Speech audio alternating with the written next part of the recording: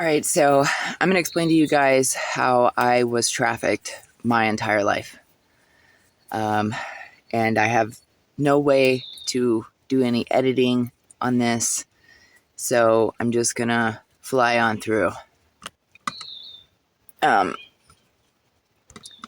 so, the people who raised me, I'm not real sure if they're my parents or not anymore. I mean, I was sure that those were my parents, but I don't know anymore. But anyways, um, basically my earliest memories of weird stuff going on. I remember that my mother and fatherly units, my mom and dad persons, that they were just like really excited about taking pictures and videos of me. And I was probably about 2 or 3 years old.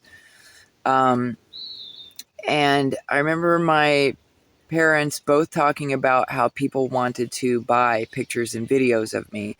And they were really, really excited about it. They were talking to each other about it. I was fully capable of understanding everything that everyone was saying at the time. They just went on and on and on about all the different stuff that they were going to do with the money, and how they were going to take the pictures. And hang on. They would tell me things like, we're going to be able to buy you all of the sparkly, glittery clothes that you want. Because when I was really little, I guess that was a huge part of my personality. I don't know if it was because I was a baby girl or not, but things that glittered and sparkled and shine and shone were like a really big deal to me.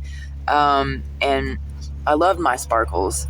And that was one of the ways that my parents were like kind of manipulating me into, I guess, taking these pictures and doing these videos for them, which to me, it wasn't manipulation. It was, we were actually doing something that I was really having fun with, which was, so they had like this almost like catwalk thing with like a mirror, and uh, there were clothes-ish that they made for me, that this motherly figure my mom was making for me. And it would be like material with sequins and glitter and just different sparkly materials and stuff. And she was making little outfits with it. And I mean, I can't really remember a lot about them, just that they were homemade. And, then I would dress up in these little, sparkly things that she was making for me. And I would walk down my little catwalk, and I had my own little model walk. I can remember, like, they really had me doing this for a while, enough to where I practiced it and knew it, to where like it's heavy on my brain even to this day. And like there was, this segment of time when they'd promised me that they made this big deal about how much money I could make, and that, they were able to make money off of me and make money with pictures of me, and that these men wanted my pictures. All these rich men wanted pictures of me, and they loved me. They wanted to see pictures of me, and these pictures and videos of me were going to make it to where my parents had all this money. And, we were all going to have all this money. We are going to have money to do whatever we wanted from then on. And it was so exciting, and everything was just so easy, you know? And then the day came that my parents came home, and they acted really upset and concerned, and they were really worried. And they began to change the house around, and they started to, they took all of these sparkly, glittery clothes and items that I had, and they got rid of them. And all of those items were replaced with like 2 outfits or something like that. I think that they got like 1 outfit or 2 for my brother, my little brother, and 1 outfit or 2 for me. And they took Christmas wrapping paper, and they put it all up on one wall, and they sat us there, and they put us in the regular clothes and tried to make us look normal and took pictures of us in front of that wrapping paper. And you know what I mean? Like, they were really, really nervous while they were doing it. And they, like I said, made all these changes in the house. And all of a sudden they were talking about how they were worried about how they could get in trouble for the pictures that were taken of me. And apparently there was no money that happened or anything. And so it was me like, what's going on? You guys took all my sparkly, glittery clothes away. And where's all this money that you promised me for these pictures that you guys took of me? Because you promised me that we were going to go to the store and that we were going to be able to pick out sparkly, glittery clothes. And not only did I not go get any of the clothes that you guys promised me, but you took away the clothes that I had too. And now I have to wear these weird clothes, and which were just normal kid clothes. But to me, it was weird clothes because it wasn't sparkly, glittery, royal freaking, stardom, crazy, fancy stuff every single day or whatever. And like, we lived in the ghetto.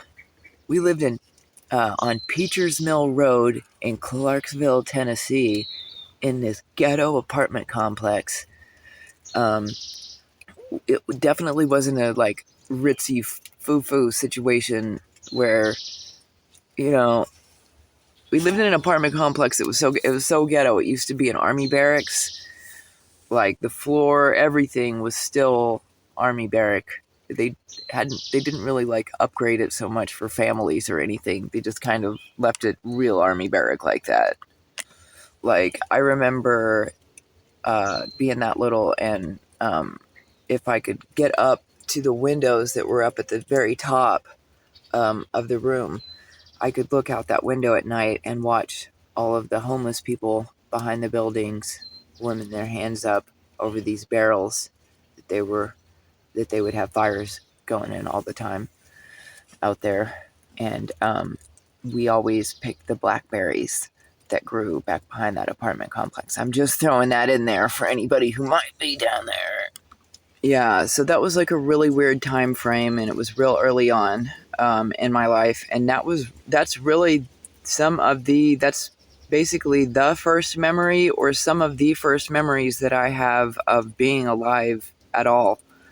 Are, my parental units being just crazy excited, like more excited than I would ever see them again for the rest of our lives. And it was the only time in my whole life that people were like really, really, really excited for me, and really, really excited all around me. And this idea that just money was just going to flow all over us, and that we were going to get to go to the store and pick out things. And that never happened for me. Not like that. And not in the way that it happens for apparently a lot of people. But it also goes to show how a couple of adults can be, or lots of different adults can be doing something quite perverse. And, all of that information hit the ears of a child, a very young child, and that it might like kind of distort and change that kid. And I have always believed that they carried out that one event very deliberately that way. Because first of all, you're taking a baby who's completely impoverished, like doesn't really know that much about, poverty or money or whatever. You're just telling them that they're going to get a lot of something that they like, sparkly things, which sparkly things ends up being a really manipulative, it ends up being a really manipulative part of things, because the glittery, sparkly, shiny things, and apparently I had autism as well and didn't know it, and people just didn't bother telling me my whole life. They didn't care. I don't know if it's like that hard or not, or that it must not be that bad, but still, but also it was a feminine thing. it was also a female thing. And I do believe that it was an all-out attack against me to try to make me masculine, and to try to almost get me to accept this idea that glittery, sparkly things were not for me. And I know that this all sounds really bizarre, but the whole glittery, sparkly picture thing that everybody did, like that they did to me whenever I was a kid, it actually did end up affecting me mentally. Like, it made it to where I was really weird about people taking pictures and videos of me. Because whenever I mean, from the time I was 2 years old, I knew that people could take those pictures and videos and make money from them, and that I wouldn't make anything from them. I knew that as a toddler, and I was already upset about it. Like, I legit felt ripped off as a toddler. I was like, these people promised me all this stuff. They told me that if I did my best at, having my picture taken, at posing or whatever I was doing, that if I did my best, that I would get to go to the store and pick something out, which is quite simple. Especially considering the amount of money that adults that people do make off of trash like this. But so anyways, from a really young age, I knew what it was like to feel ripped off. I knew what it was like to be manipulated, and I didn't know whether or not my parents got the money, or they just pretended that they didn't get the money. I assumed that they did get money, and that they just didn't bother sharing it with me, of course, because I would, see money happen, or I would see them bring things in. But they really, that ordeal also made me focus on money. Not only, it's like not only were they getting me to focus on glittery, fancy things, but they were also getting me to focus on money. And for the first time ever to be like, well, yeah, if my parents are going to get that excited, if everybody's going to get that excited over anything, then yeah, that's cool. That's fun. Yeah, that's what we'll do. And they made a really, really big deal about it. And, I obviously had gone to the store and experienced buying things, which they probably also set up so that they could give me something to, a frame of reference. Because like I said, I do feel like the whole thing was set up to mess with my mental. It did make it to where I almost immediately accepted this idea that I just was never going to get money. I was never going to see money. That was my only chance at 2 or 3 years old of getting money, and I didn't get it. And so that was it. I didn't get money, and I didn't get glittery, sparkly things. And not only that, but they weren't interested in taking pictures of me anymore because I'd gotten older. So it was like I got to experience, like, I really feel like, looking back like that, I remember that the way that they got me and how young and innocent that I was, that was the most excited I ever was about glittery, sparkly things. That was the most excited I ever was about anything. And they were getting me to get that way with them, as almost like it was like some kind of like bonding thing. And I never saw my parents ever again more excited than they were then. And I was never more excited about money for spending, and like just the fact that they had taken such an extremely vile thing that they were doing and framed it for a toddler in such a way. And then not only did they frame it for me in such frame something horrific for me in such a positive way, to where I was like my own cheerleader, their cheerleader. but they also didn't give me anything out of it, which I also think is part of the thing. And that is like a theme that would carry over this theme of disappointment and not giving to me, and or making sure that I'm the only kid that doesn't have, or that isn't getting, or the one kid that no one listens to, or the one person that no one listens to, and the one person that no one has to show up for. That has been a constant running theme since I was very little, like that. People, what feels like a whole group and team of people having to, and it is behind the scenes, because those are the people who my parents are selling the videos and pictures, and all this other stuff is going on, you know what I mean? So it's like, I know from a very, very young age that there's a whole team or more of people who are, purchasing pictures and videos of me, and they know about my life. They've invested themselves in me somehow. Even though they're the bad guys, in my head as a kid, I know that people are paying attention to me, and I can almost begin to feel the different personalities and stuff. Anyways, I guess that I'm a gifted kid, but everybody is trying to, at the time, hide that from me, and make sure that gets messed up in me somehow. They're trying to abuse and torment me and do all these different things to try and make sure that I don't have that gifted nature or show any of that, or be weird, and that I only am interested in these carnal things. But at the same time, whenever I did actually engage and with them and try to show interest in the carnal nature things, they would always do something to block it, to make it to where, like, I couldn't even do that. It would be like if if you were a crime boss or something, and you had 5 kids, and 2 of the kids were allowed to be prostitutes.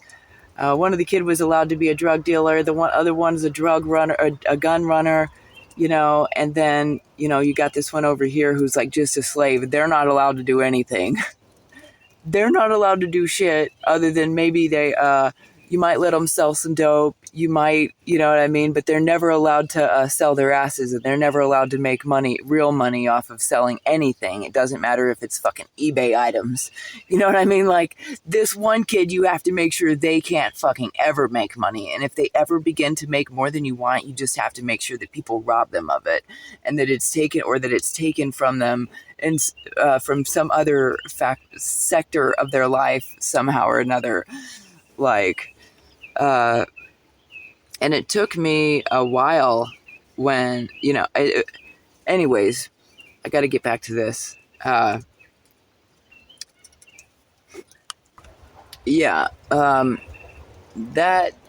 being some of my first memory of life, it was just it was like, I can remember as a toddler being disappointed in the people who were supposed to be buying my photos and videos, that I was disappointed, that I felt ripped off. And I would actually wait, because I didn't know what time frame to expect this money to come. I remember as a little kid waiting. I actually waited until, I remember when my parents set up the weird backdrop and put my brother and I in new different weird clothes, like normal clothes that to me were weird and uncomfortable because they were normal. When they put us in those clothes and I see those pictures now, it looks to me like I was probably about 4 or 5 years old whenever the cover-up pictures, I'll call them, were taken. And I just to know that I sat there and waited for 2 or 3 years for money so that I could go buy glittery clothes that were promised to me, that my parents never bothered to take me to get. They never even, and I can remember just how broke we were, or how broke they pretended that we were. I'm not sure which one it was, but I mean, we would just walk through stores and my mother could not get anything.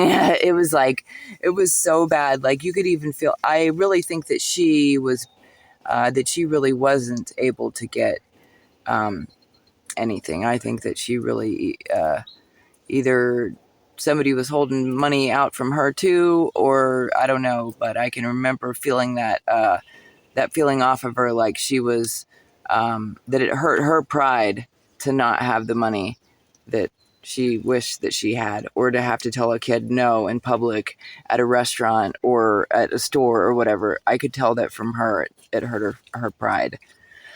And then I can remember being about 7 years old, and my parents took me out to Lake Meredith, my siblings and I,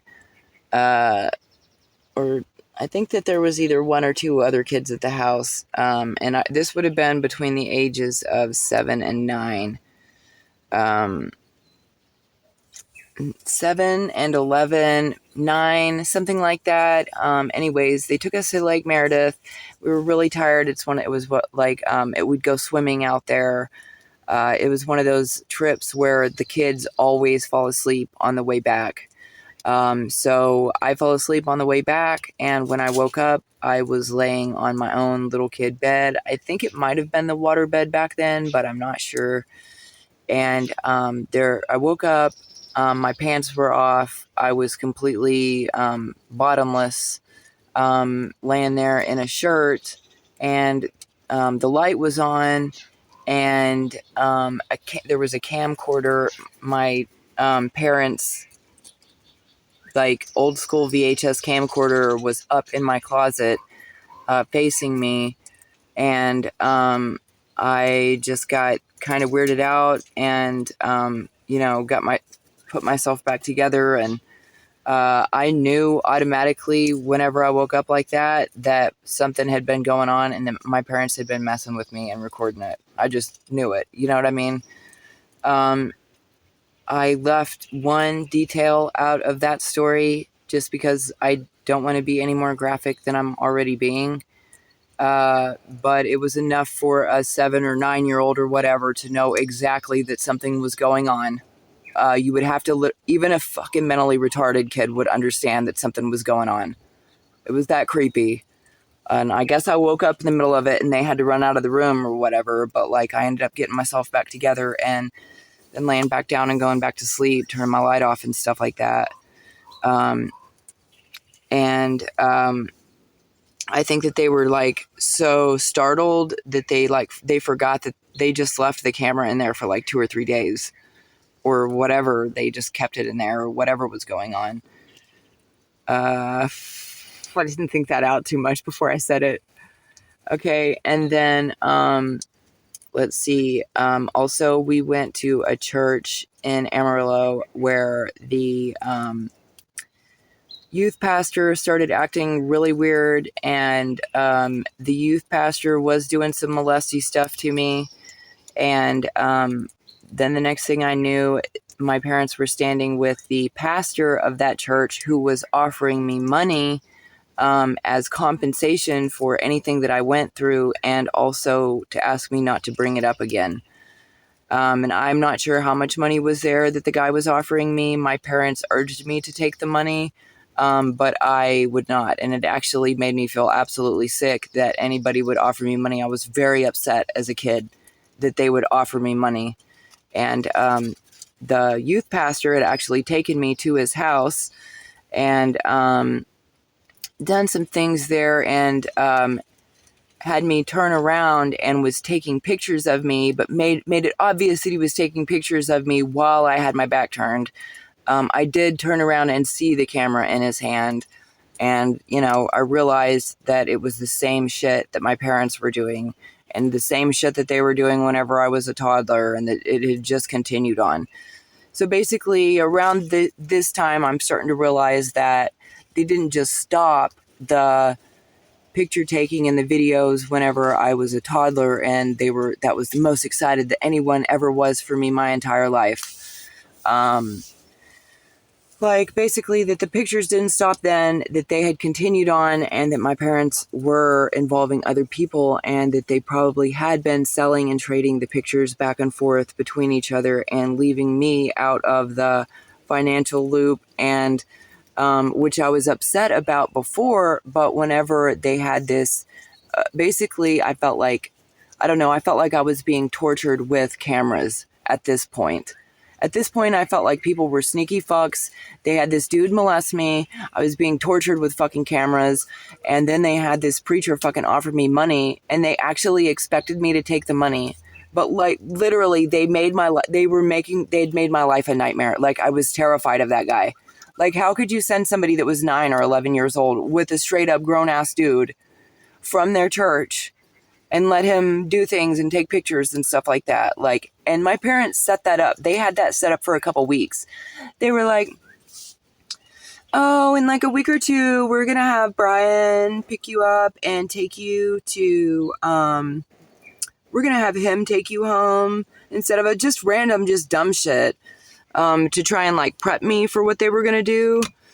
And then I would have to endure, and then I had to just like endure the creepy dude until finally one day when he came over for me, I told my stepmom, no, I do not want to go, which I had to say over and over and over again and stay in my room before she finally, like an hour later, she was like, she doesn't want to go with you or whatever, but they really wanted me to go with the guy.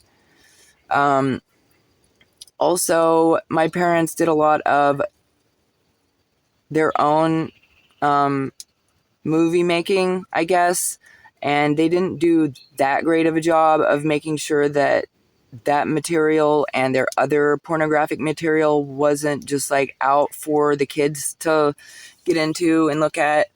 And of course, because we were exposed to so much of that sensuality and sexuality from a very young age, we ended up kind of being like weird kids that were kind of like that. And we didn't, I didn't know, like we didn't know. And we weren't, it was basically how that manifested was, you know, this 7-year-old little boy who can't stop climbing up into the cabinet to try and get a hold of whatever pornographic material that he can, or going into the closets to try to find whatever, you know, magazines that he can, or, you know, that was pretty much how it showed up. And for me as well. But the pornographic material was everywhere. I mean, they had cards, there were, you know, naked chicks painted on things. There was a lot of nudity throughout the house. So it was a lot of nudity available to us. And that was all very deliberate too, I felt, to like affect our minds and affect our psyches and affect our sexuality and our spirituality and all of that.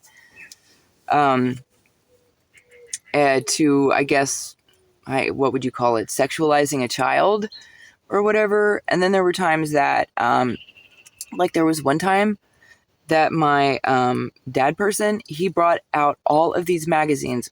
My dad brought all of these pornographic magazines out and laid a mountain of them, like between a couple chairs in the living room, and just left them there for like a week until my brother and I started just like picking them up and looking through them. And we were kind of like picking them up, like, fuck it, and like giggling to each other and looking through them. Oh.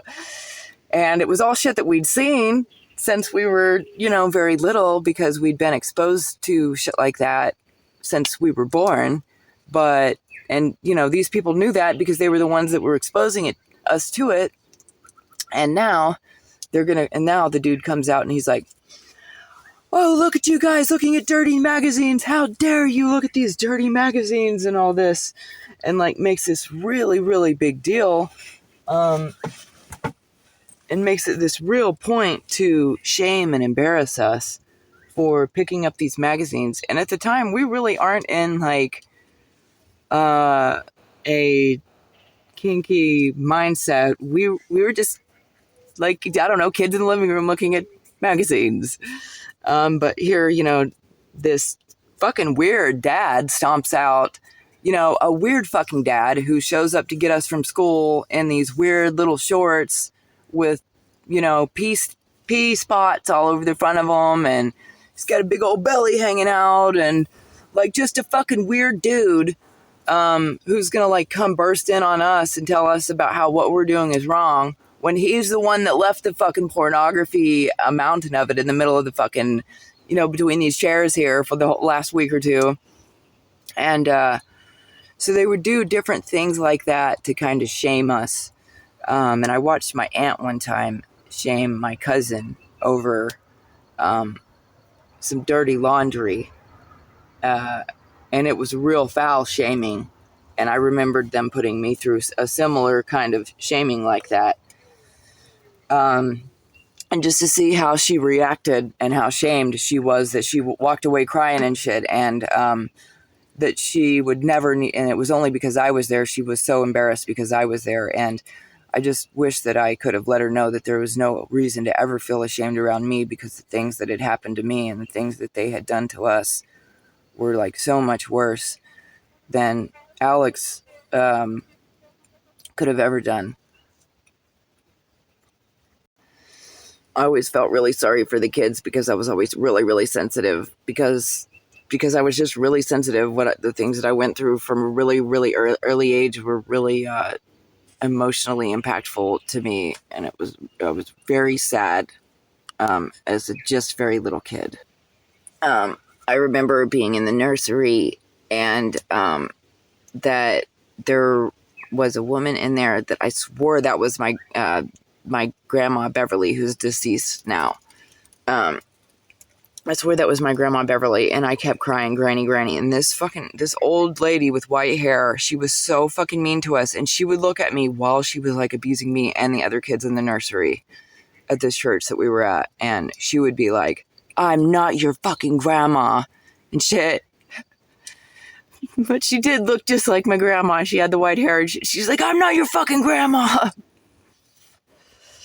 And but they would do some foul things to us, dude, bros, like some SRA type stuff, which stands for Satanic Ritual Abuse. If you don't know, you should look it up, and don't let no Wikipedia or anybody try to tell you that it's some stuff, a satanic panic that didn't really fucking happen, because it all really definitely happened. I'm actually really disappointed in Wikipedia for representing SRA or Satanic Ritual Abuse, like that it's something that doesn't really happen. That it's all these people's, all these kids' imaginations all through the decades and stuff. Like, you can so tell Wikipedia is in on it. And bro, you don't want to be in on some child abuse, so you better fucking change the shit up.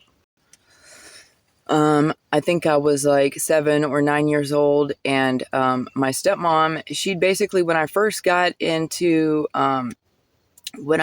moved into the house that she had grown up in, that was formerly her parents' house, she gave me her room that she had up until she married my dad, and at 19 years old. And so now I was in this girl's frou-frou pretty room that had bows and a water bed. There's bows all over the walls. Bows all over the walls. And there are two windows in that room. One window is to the backyard. I can see out into the back. And the other window is to the neighbor's house. Well, for some reason, the blinds to the neighbor's house are completely open. And the blinds out back, they're just closed, and it's like, I don't care if you fuck around with these ones that are already closed, but you're not ever allowed to fuck with these blinds, and you're not ever allowed to look out this window. She tells me I'm never allowed to look out my bedroom window, the side window. She says that across the way there is, is this old man, and that he cuts the grass. And that any time that she ever looked out the window as a kid, he would feel that his privacy was invaded, and he would call her parents and let them know that she was eavesdropping and staring into his window and invading his privacy, and that he didn't appreciate it, and that he wasn't going to allow them to use his lawnmower or cut their grass anymore, or let them cut his grass anymore, if she was continued to allowed to look out the window or some trash. Anyway, she gave me some fucking story, right? And so check it. Like, I went by this rule that I was never allowed to look out that window. And dude, like, I was a pretty aware kid, like, spiritually. Like, if somebody was staring at me, I could definitely feel it. A lot of people do have that about them, where they can feel it if someone is staring at them. Little kids have that too. And so I felt like somebody was staring at me. I went, dude, like a year or two. I swear, dude, like a year or two without looking out that window. Like, I followed this rule respectfully, even though I knew it was some sketchy stuff, but I didn't know how sketchy yet. Like, it took me a couple years of more of experience in the world before I was actually like, what if I look out that window? Like, what's gonna happen when I look out that window? And I really was scared. Like, I was like, what if I sneak over there, look out the window, and there's like all these people standing there staring at me, looking at me? Like, what would I do? I would just have a heart attack and die right then. You know what I mean? Just to know that they really have been doing exactly what it felt like they'd been doing, which I thought would be like I really felt like there were these people who were like, there were people watching me play with my Barbie dolls and play and change my clothes and everything else, my art, everything that I was doing, that I was being watched, is really how I felt as a kid.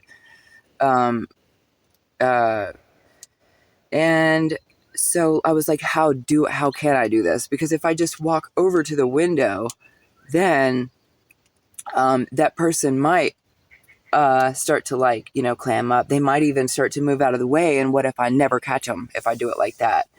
I was like, I'm going to have to, and I really thought it out. I was like, I'm going to have to actually, like, play on the ground below the window. And then I'm going to have to make my way over below the window and pop my head up really fast, like a little Jack in the Box, and see if there's anybody else looking at me as soon as I look out the window. And so I was like, oh, that's a great idea, right? So I get down on the ground and I'm playing. I'm acting like I'm, doing my little kid thing, right?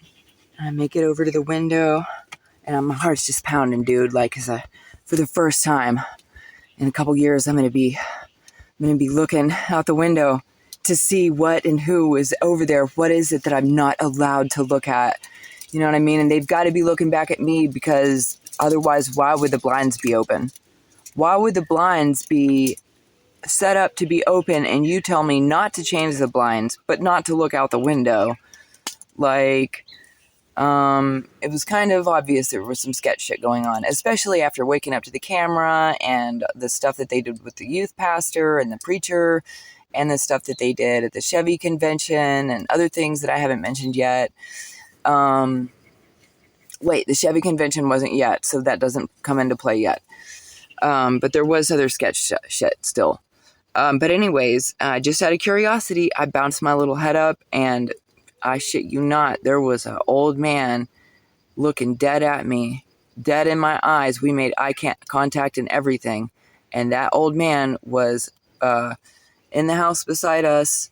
His window was right here. He didn't have blinds going or anything. He didn't need them.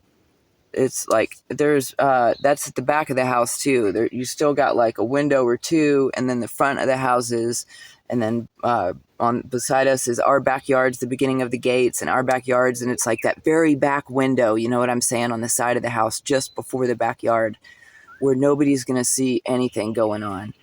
And it's this old man who's been watching me through his window and through my window. And the houses, I guess they're fairly relative. I mean, close enough together to where that guy can watch me probably get undressed and play and dance around and shit like that, at least while I'm standing or on one side of the room or whatever. And they may have, I think that they even at one point put my bed over on one side to where it would be more easily seen, and just different shit like that. But that was when I saw that dude about shit my pants. He almost shit his pants. I'm pretty sure he probably did shit his pants. He probably had to go change his Depends. And then sure enough, my stepmom came in the room and she was like, you looked out the window, didn't you? She was like, that old man told me that you were invading his privacy. Now what are we going to do? We're not going to be able to get his help in the summertime. I can't believe that you would invade someone's privacy like that. And she just totally gave me the whole rigmarole about, looking through people's windows and shit. Because I was a peeping Tom. I was a bad guy. And I needed chewed out for invading people's privacy.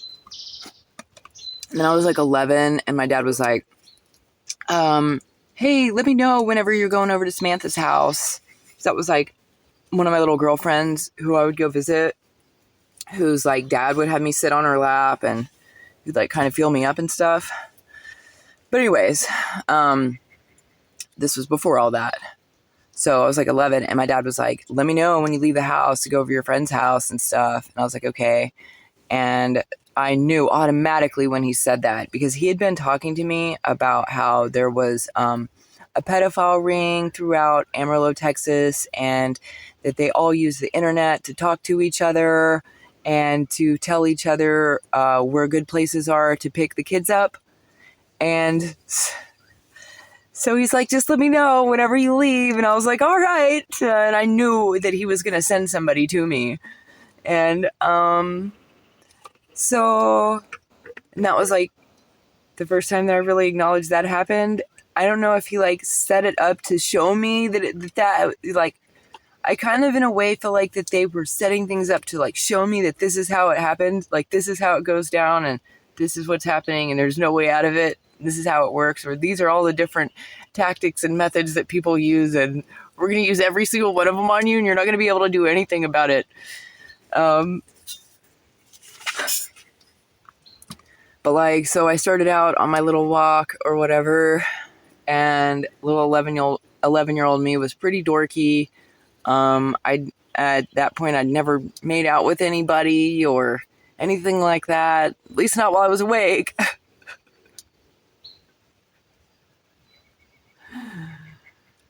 Oh, sorry. Yeah.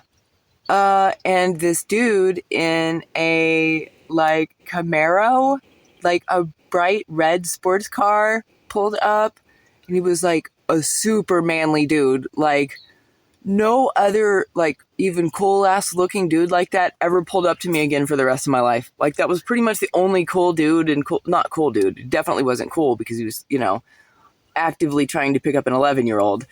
And knew it, but he was the only person who looked cool like that to ever pull over and be like, hey girl, you want to ride? And like just the way that he was talking to me, he was so talking to me like I was an adult. He was like, I felt at that time, I was like, this dude is talking to me like I'm an adult. He's talking to me like I'm getting it on already, asking me if I want to ride. I was like, this is who my dad sent. I was like, this is fucked up. I was like, no, dude, I don't need a ride. I'm only 11. I'm literally like, I'm 11 years old, dude. He's like, that's fine. He's like, cool. Are you sure you don't need a ride? I'm like, nah, man. I'm actually kind of scared. And I don't know. I mean, that dude might have been somebody that my parents legit sent to kidnap me for all I know. Like, I didn't even think about that till now. Still, like, explaining it to you guys like that. But anyway, so that was another one of those signs. And I remember it right then after that dude like pulled off, I was like, holy shit. I was like, my dad was basically telling me what he's doing to me. And they have me in this like CP ring and, trafficking ring. And that this is basically what I have to look forward to. And that basically all the dudes who are going to be trying to do anything to me or hitting on me at all are probably guys who my parents know and guys who my parents met on the internet or elsewhere and are a part of this special ring or whatever. And these were pretty serious acknowledgments that I was making in the single digits. So, and I was unfortunately having to make those acknowledgments pretty often.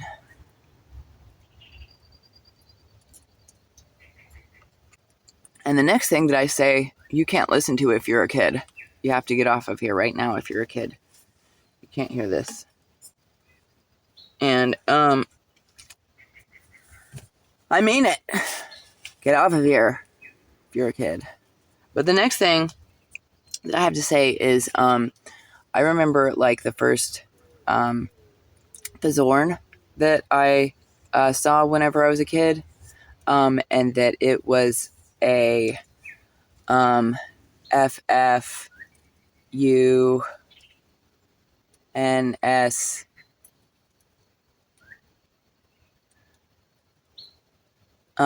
and it was a guy who got MDK'd in that one. A guy gets MDK'd by a girl. And it's not really a real popular subject for me to ask around, like, hey, have you guys seen this one?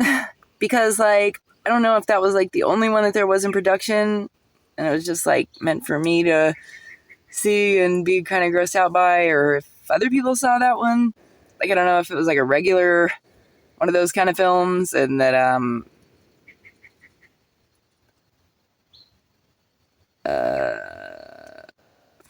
like, maybe they mass-produced them?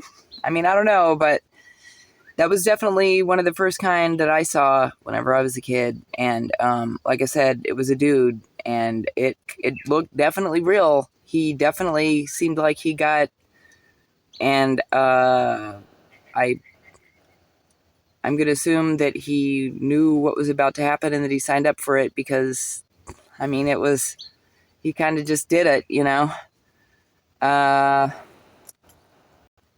So it was like, instead of just coming out right and being like, hey kid, I want you to know about this stuff, and we're gonna do this, and this with you, and that it's for our own personal pleasure or something like that. It was a very different kind of molestation, so to speak. It was all very, there was a lot of weird different like setup-y stuff, and it wasn't necessarily for to see anyone be gratified in any way. It was all just, it seemed 100% for embarrassment, humiliation, shaming, psychological abuse, different kinds of fears, but like a shitload of exposure to something while simultaneously being told that you can't have it, which also ended up being a theme that played out throughout my whole life, that they literally carried through my whole life. And a lot of these weird, twisted, sick abuses that they were performing against me, and a lot of these weird methods and ideas that they were using, they didn't just do them then, they continued to do them for the rest of my life. And they would get new and different people involved, and those new and different people would come up with weird different reasons and weird different languages and weird different ways to explain what was going on, but and weird different reasons as to what they were doing, as to why what they were doing was right, why it was justified that I was being attacked and abused. And, you know, these people not knowing that the beginning of my life, it began like this, and that it's just been the same shit and the same groups of people controlling and abusing and destroying and, you know, affecting me and influencing my life in all these different ways, and how they have basically purchased me right out from under me, and that I have gotten nothing out of it. And you know, in addition to me not getting anything out of it, and other people actually, you know, them having had exploited me and made millions of dollars, while I just sit here like, who's that little dude off of Harry Potter? Dobby or whatever? That's what it reminds me of. I remind me of Dobby, and that also kind of remind me of Batty from Fern Gully sometimes. But Dobby definitely with the sock and the... I'm not really as worried about the money part as I'm worried about the, like, these people shouldn't be at large still now. I mean, I'm 40 or thereabouts, or about to turn 40 or about to turn 39. I don't even know. And this shit has been going on since I'm explaining to you what happened when I was a toddler. And all of those people are still involved to this day. And they're still affecting my life to this day. And you've just got more and more people involved. And, it's this continuation of the camera being a part of the, very personalized torture routine that they have for me. And then they, of course, had to do all of these abusive acts in the church and all these like satanic ritual abuse acts in the church while I was so little and stuff like that. And it made it to where I affiliated the churches and associate the church with the abuse that actually does happen there. Even still to this day, churches are secretly running satanic ritual abuses against, kids in their nursery. It would eventually get so obvious and so bad that I would start to worry about my own kids, and I would start to make reports to the FBI, and I would start to really try to look out more. And I did.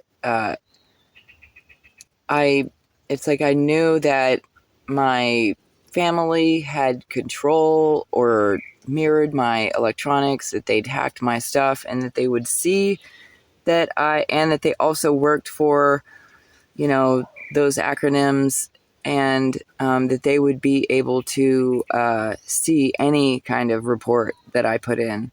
And to see that the report was about them would put my life in danger even more than it already was. But that's the kind of thing that I would try to do to get help for my kids, because I really didn't know what else to do, and not even that worked. So I can remember being what I thought was 13 years old, but not knowing my true birthday and identity yet. I am unsure that I wasn't younger than that, actually.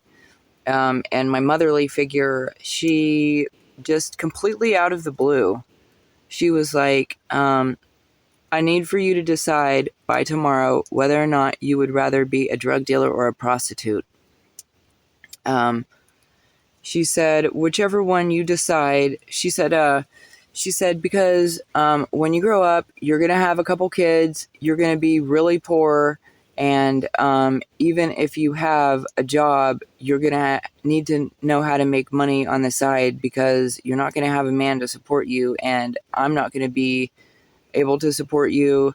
And she said, she was like, you're not going to want to feel trapped by that. And she's like, you might not even be able to work at times because you're going to have these kids.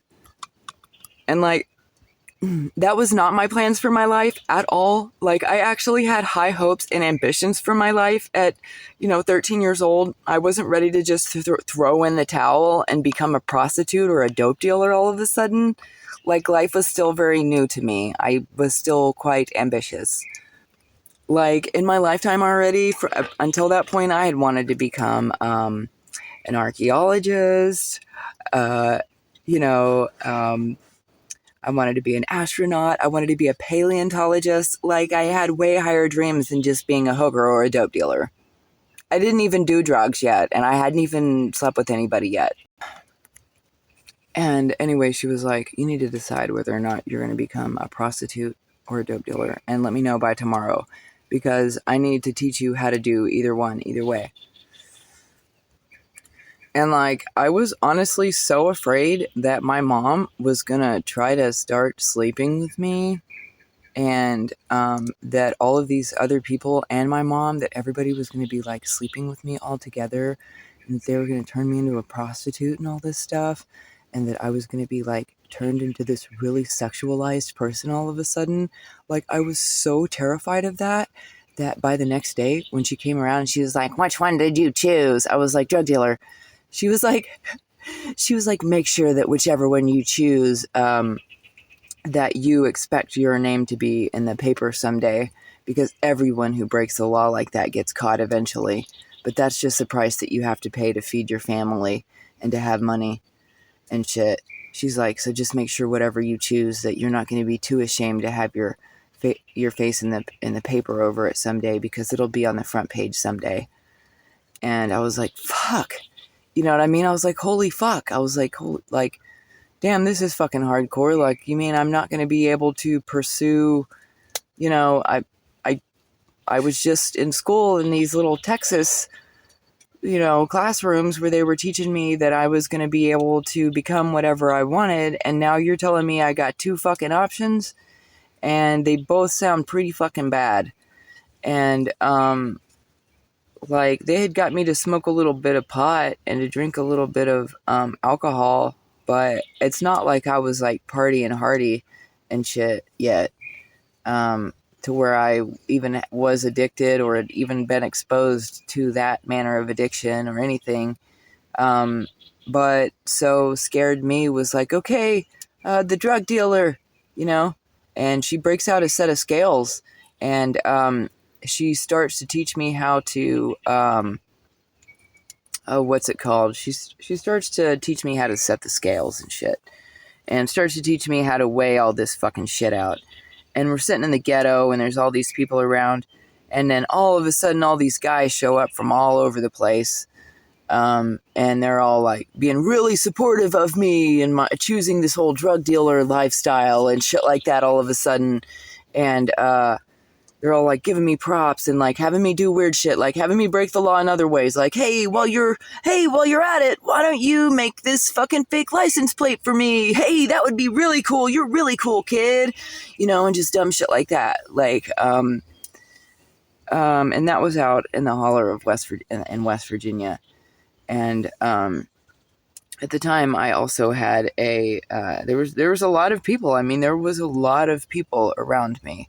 And it was very surreal. It was almost like just walking and living through a movie. And I mean, there were people around me who were military, who were, you know, in the military. There were people around me who were in the fucking CIA, you know, just all different kinds of, all different walks of life, and their brothers and sisters and friends and families and everything. And it wasn't, I mean, it was a fearful time, but it was also like, I don't know, it just felt like everything was being set up. And they even said something like that to me. My mom and her boyfriend person, they were like, what if you found out that everything that was going on here actually just revolved around you? And all this other shit. Like, they were fucking telling me this shit, and they acted like they were kidding, but it was like I knew that for whatever reason that was the truth. That they were telling me the truth, but they were acting like, you know what I mean? They were trying to be funny about it, and I don't know if they were fishing to see how I would react to it, but as soon as they told me, I I remember getting this look of dread on my face and just staring out into space and just being just terrified, because even though they were joking, I knew that it was real. And it was just the fact that they had said those things out loud, that anybody had said anything out loud, that was just shocking to me, that anybody could take something like that and make a joke of it. But of course, if anyone could make a joke of some really serious shit, it would be fucking people who worked for the acronyms or the military.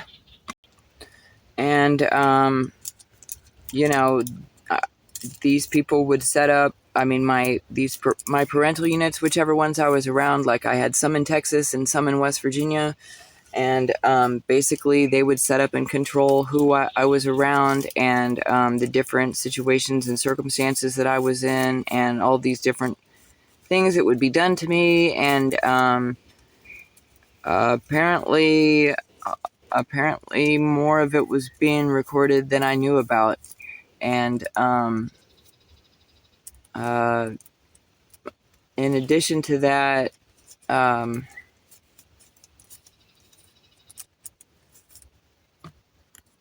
basically, as I got older, like I said, they started to pull a lot more people into it. I realized that no matter which side of the U.S. that I was on, and no matter what group of people I was hanging out with or what was going on, that each group and all of the parental units all had access to me, they and everybody that they were affiliated with. And so it was in my life, it basically was it's been this constant frenzy of people being sent to me, no matter where I am. Like I said, there was weird stuff while I was in my bedroom as a kid, and then as I got older, people would start to pull up on the side of the road or approach me whenever I was at convenience stores or whenever I would go to visit my friends. All of a sudden, my friends' parents or my friends would have extra people come over, or eventually, at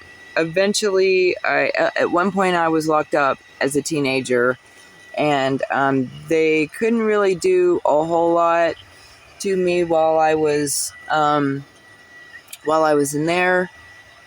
As far as naughty stuff goes. But while I was in there, they did have this therapist give me a book on the female anatomy and encourage me to use it to learn how to give myself and and I felt like that he was like out of boundaries doing that. It's like one of the only places that I ended up where people might not have had sexual access to me, would have been that youth center, this juvenile detention center outside of Amarillo, Texas, where I was sent as a kid. That would have been one of the only places where I couldn't have been accessed sexually. It should have been, and it could have been one of the places where I should have been safe, but I totally wasn't. And one of the reasons why was because I think that they very much asked one of the therapists who used to work there to be a certain type of way with me, and he most certainly wasn't that type of way to anybody else there. There might have been a boy who kind of showed signs that there was something weird going on as far as this psychologist therapist guy went. But at one point, this therapist looked at me and he said, "Why don't you and I just get on the floor and just start just going at it right now?"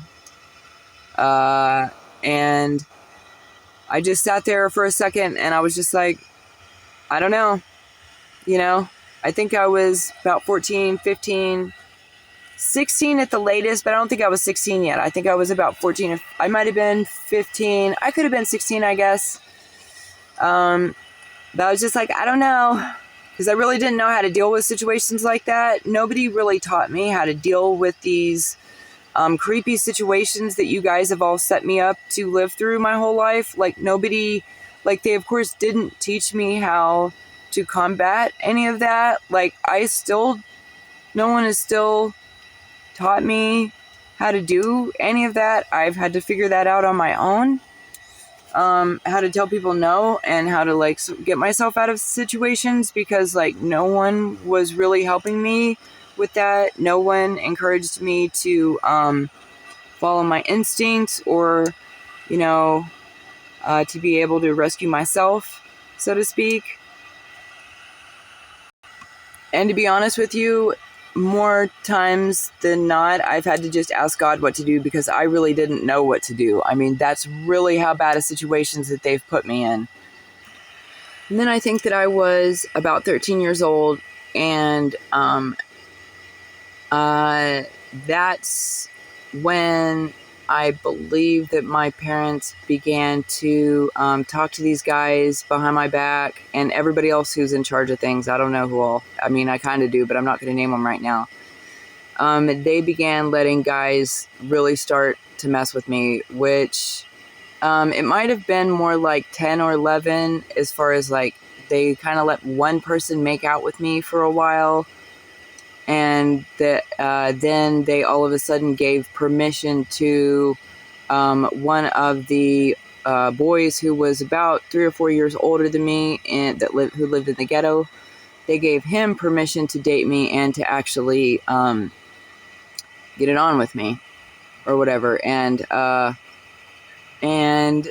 I'm only using these stupid, like, I would be way more graphic than this, but I'm just trying not to be. I'm sorry. I'm hellishly graphic on the natty, which I'm trying not to do here, but just really hard for me.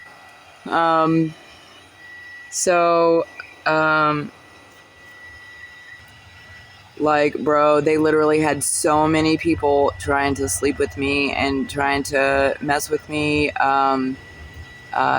But I guess that they gave permission to this one dude to like be with me, but he was supposed to he was given instructions like, you know, you can get it on with her, but you have to make sure that she doesn't actually enjoy it. Only you enjoy it or whatever. Just stupid shit. And that's what they've instructed for these people to do my whole life, which is part of the reason why some of their molestery shit was going on, like while I was asleep or you know what I mean? While I was unaware, or just people doing videos of me and shit and me not actually seeing or sensing anyone's sexuality or being given the chance to even truly experience that myself. It's just that I was just supposed to be this muse who would be occasionally used and abused, but that I would not get anything out of it. Neither, not spiritually, not emotionally, not physically, not spiritually, not financially, not in any way. Just kept completely like inexperienced in fucking every way. It's fucking weird shit, you guys. Like, they would be doing like all of this crazy sexual shit. They would have they would be having orgies and all kinds of shit, dude. All this stuff, selling each other's asses and dressing up and going and doing, you know, adult photo shoots and, you know, all this shit that they would all do. And they made sure that, like, I didn't have access to any of that. I never had any of that as an option. They even set me up to try prostitution, and they made sure that the 2 times or whatever that I tried it, that I got hurt so fucking bad that I almost died one of the times. Like, they would set everything up. Like, even whenever I was a kid, like, they set me up to learn about witchcraft, and they tried to kill me with the witchcraft while they were teaching me the witchcraft.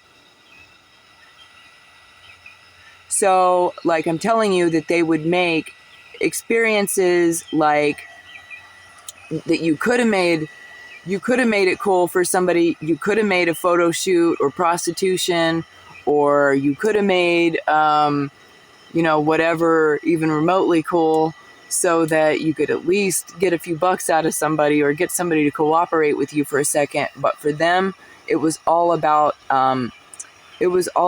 administering immediate torture and immediate humiliation and letting someone know that they would not be accepted in any way. That they were like, to basically to show me in every way without showing everybody else, basically only showing me that I'm a slave and that I'm not allowed to experience the same luxuries or pleasures or mistakes or any of that anybody makes. That's basically where they had me. At one point, whenever at one point they did have me in the ghetto, selling pot, among other things. And that went on for a while, and I began to realize that I was selling shit for the cops. And I realized that because I would try to stop getting rid of stuff, because really that wasn't what I wanted to do. So I was talking about how my mom taught me about the scales and the selling, and that everybody else encouraged this like it was just like a normal thing. And here we are in the ghetto out in West Virginia, and everybody's just able to sell whatever they want. And really, that's how it is all across the U.S. At this point. But, I think that, I end up, after that, I get locked up at some point. I end up going and I end up in Boys Town. I end up in these different placements as a teenager. And when I get out of that, I'm ready to go become a missionary. And my parents in Texas have basically gotten everyone around me to get me into drug addiction, and to try to force me into prostitution. But I just could not do it the way that everybody was setting me up to do it. They were setting me up in hardcore places, to try to be prostituted to these Mexican guys that were on the lam and stuff like that, and downtown Amarillo, Texas. And I was only 18 years old, dude. And I might not have even really been 18 yet. People set me up in some fucking pretty hardcore ways to become what they wanted me to become. And I didn't become those things, but then they turned around and said that I did anyways. And not only did they just say that I did, everybody has just fucking gone along with it. Everybody's just been like, oh yeah, this person was ever bad. And it's you guys don't really seem to understand the full narrative of the full story. Or if you do, you are part of the fucking bullshit. You're part of their fucking bullshit. But yeah, so they basically set things up at one point to where I am sitting there just like a lot of other people in the ghetto, in a situation I didn't want to be in, a single mom, getting rid of, bags of grass, and instead of living my life's dream, instead of doing what I want to do, instead of going and get a college degree or getting some kind of degree online, this is the only thing that I'm encouraged to do. And as time goes on, I try to do other stuff and I'm blocked. And I'm blocked in humiliating fucking ways.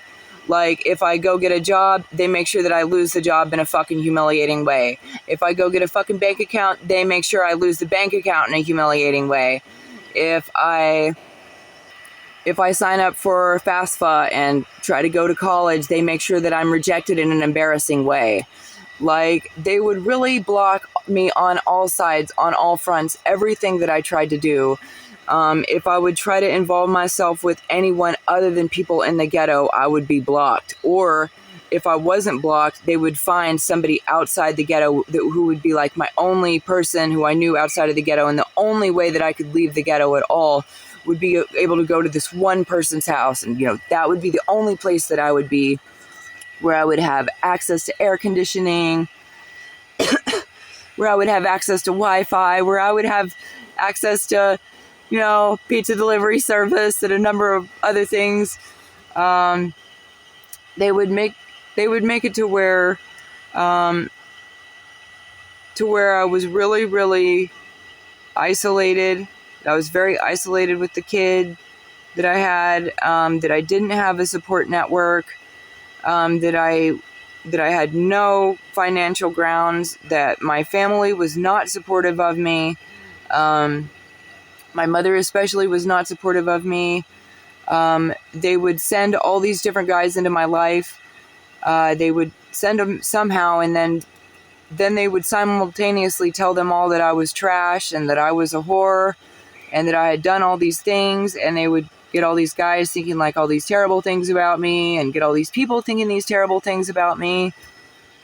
And before I knew it, like, everybody was in on the terrible things. And at some point, my grandpa died, and I knew that he'd left me something in his inheritance. We all knew that because we all talked about the land, the 33 acres that I'm supposed to have access to. And that we talked about that all up until the guy died. He was like, when I die, I want my ashes spread out on these properties that I bought for you guys, for all the grandkids. And then suddenly after he died, not shit was done with the ashes. That I don't know exactly what was done with the ashes. I speculate as to some scary stuff might have been done with them. But they definitely weren't spread over that 33 acres of property that he bought for his grandkids. And all of a sudden, I didn't have access to that anymore. And it wasn't something that I could use because I guess, wasn't one of the grandkids anymore. And so they were sending all of these dudes into my life, beginning whenever I was about 12, 13 years old, dude after dude. And then I was locked up for a while. And then after I got out of being locked up, it was dude after dude, but it was a lot more serious. It was very experienced adult dudes who were having run-ins with me, and who were all part of the groups and little groups that my parents were in, which my siblings would eventually be brought into, but it was originally my parents and all these other people. And then as a young adult, I was very isolated. Oh God, excuse me. I was really isolated, except for those people who came over to try to fuck me, or to act like they were trying to get something from me. And of course, if there's no reason to come over other than to fuck somebody, they got to come up with a reason to come up. They've got to come up with a reason to have people in and out of the apartment, in and out of my space, because they constantly had a handler for me. Basically, they've paid all of these people to make sure that this is the only thing that I'm allowed to do. And, that these are the only people that I'm allowed to be around. And if anyone new comes into the fold, then they have to be brought in what's going on, and then they have to be turned against me as well. And so, like, from the time I was 18, I remember, like, all except for the time that I dated my kid's daughter, or my daughter's dad. Kid's daughter. What the fuck? That would be really weird. So my daughters, none of my kids have kids yet, so that doesn't mean anything, what I just said. Okay, but what I meant to say is my daughter's dad. Hang on, that was fucked up. Anyways, when I was with that person, I wasn't, like, with everybody else. But that was pretty much the only time. So many people were sent to me, dude. Like, so many people were sent to me. It was like one person after another coming to my front door. And this went on my whole adult life, dude. Like, at one point in my, like, super younger years, like, when kids were still babies and stuff, I knew to just keep the door locked. Just don't even open the door, because if I open the door, there's going to be all these dudes trying to get me messed up. All these dudes trying to come in, all these people trying to party. And whenever I was younger, you know, I kind of did want to party. I kind of did want to socialize. I was really lonely, and I really was kept like a rat in a cage. So many people were sent to me and into my apartment and into my life, and I was constantly trying to shut the door and keep people out. It happened so much that I thought that I was being haunted by an incubus demon. I thought that my whole family was under a curse, and that I was being haunted by incubus demons, and that I was being haunted by the Jezebel spirit, because I was a prophet, and that the prophets are sexually attacked. Like, I thought that I was like under this crazy curse, but I knew also that it was like government shit and my family shit and just all kinds of weird fucking stupid shit all at once.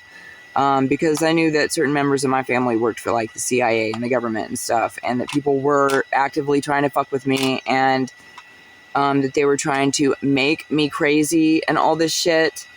because apparently I was born with a trust fund and I got these inheritances along the way, and everybody knew that if they could make me crazy, that they would be able to take these properties or inheritances or trust funds or whatever. So, like, I pretty much knew what was going on the entire fucking time. And had always been praying to God about it. Like, they were literally locking me into closets when I was a toddler, in the nursery, in the church, locking me in closets, completely naked, a little kid. Maybe I had my underwear on, sorry. They would lock me in that closet from Sunday to Sunday, and it was cold. They would come back on Sunday and pull me out and put my clothes on and get me dressed, and then put me back in the room, let me go through that Sunday morning Sunday school, and then take me home. I'm not fucking playing. And they would say when they put me in the closet, and lots of other times when they had me locked in these rooms where all I had to eat in this dark room was little pieces of like moldy weird cheese and shit like that, while my little brother shat on the floor over in the fucking corner. And we were like, I mean, the isolation's been going on the entire time, you guys. And what we would be told as kids, and what I would be told when I was locked in that closet, was to pray to God. Pray to God, get to know God. You're going to need God's help. Pray to God. So that's what I've been doing out here, is praying to God. And I've been praying to God ever since I was that little kid who you guys were locking in closets. So I don't appreciate it when somebody's trying to represent me and my story, and they say, oh, this person finally turned to Jesus, or this person finally started to do better, or this person didn't deserve what was due to them, or what was owed to them, or what was already in their name because they weren't doing right. Because the only reason why I was in that fucking situation where it looked like I wasn't doing right is because you guys were holding me fucking captive in that situation. At several different points, I realized, I was like, holy shit, they're keeping me like this. They're making it to where I can't go to school. They're making it to where I can't work. They're making it to where I can't fucking drive. I can't have a fucking car. I can't do anything for my kids. My kids are fucking living shit lives. We're all bored as fucking hell. We all have fucking nothing. We live off of these fucking food stamps and shit. And obviously, like, when you know that people are sketched out and that you're being kind of like held hostage and other people have stole money from you, and that people want you to die and things like that, when you know those sort of things, it's not like I wasn't waiting.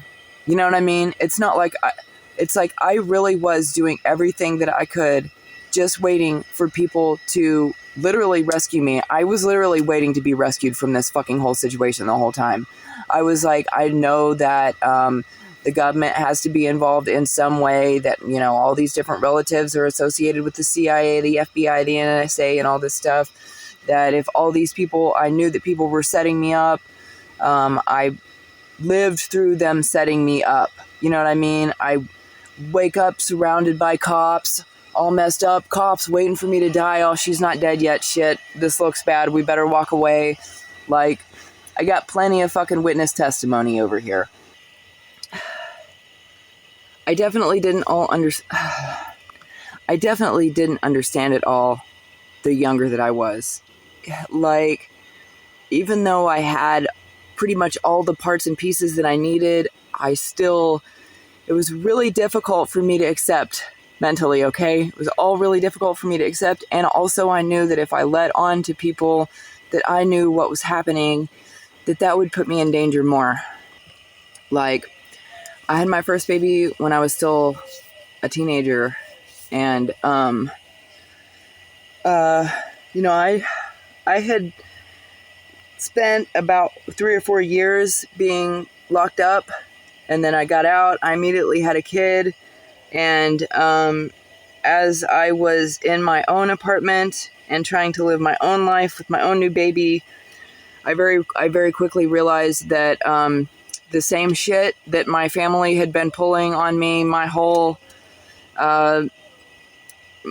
childhood, my whole youth, my whole life, that they were pulling the same shit on me while I had a little baby. And They were, they were behind me having that baby. There were a lot of people working together really hard, and there were so many different setups. There were so many different things that happened. At one point, they even had me hit by a car. They had my youth pastor baptize me after Chester and me. You know what I mean? Like, it was weird. They did a lot of weird shit.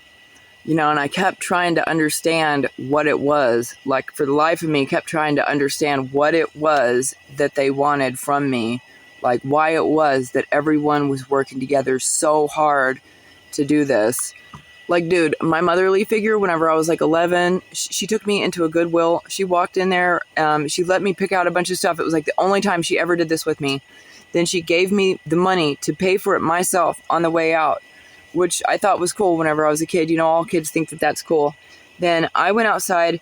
She paid for her stuff and came outside, and she said, you know what? She said, that woman in the store will never look at you the same. She'll think that you're a whore from here on out. She was like, even though she just saw you and she knew that you were a good girl, she said, I came up behind you and I told that woman that you were a whore and that you sleep with everyone. And I'd literally never slept with anyone in my whole life. She was like, that woman believes me. She's like, she'll believe me now because I told her something horrendous about you. She's like, she'll always believe that over anything else that ever happens. She was like, that's how everyone's going to feel about you. She was like, everyone's going to think that you're a whore. And then they were like, within that couple years, like setting it up to where all these dudes were like trying to make out with me and stuff, or trying to hook up with me. And then they did that one situation that I call the Chevy truck convention one, but I'm not going to talk about that one yet. And but yeah, this stuff continued all up until like I was a teenager trying to take care of a baby. And then I started to worry about the men around me taking interest in my baby. And that started to really bother me. And that's when I kind of started to realize when my first baby was born, literally the fucking moment, the like very night that he was born, I had a nightmare about what everybody was going to do to him and the plans that everyone had for him, because that's how obvious everyone made what was going on in my life up until that point, that it was like a regular part of my subconscious, but it wasn't even subconscious. It was quite part of my my main consciousness. I don't know. It was very on my mind that I was being attacked and abused and selected out and targeted, and that it was all really weird and kind of like covert, I guess you could say. Some of it was direct, some of it was indirect, but it was a lot of psychological and sexual torture and mind games and just weirdness, just super weirdness. But like I said, it took me a while, and I started to realize pretty early on that there must be some kind of treasure trove or something that some dragon is guarding somewhere that has my name on it, because I cannot imagine why all of these people had gone through so much to do all these different things to me. But I mostly began to worry about my children as I had them.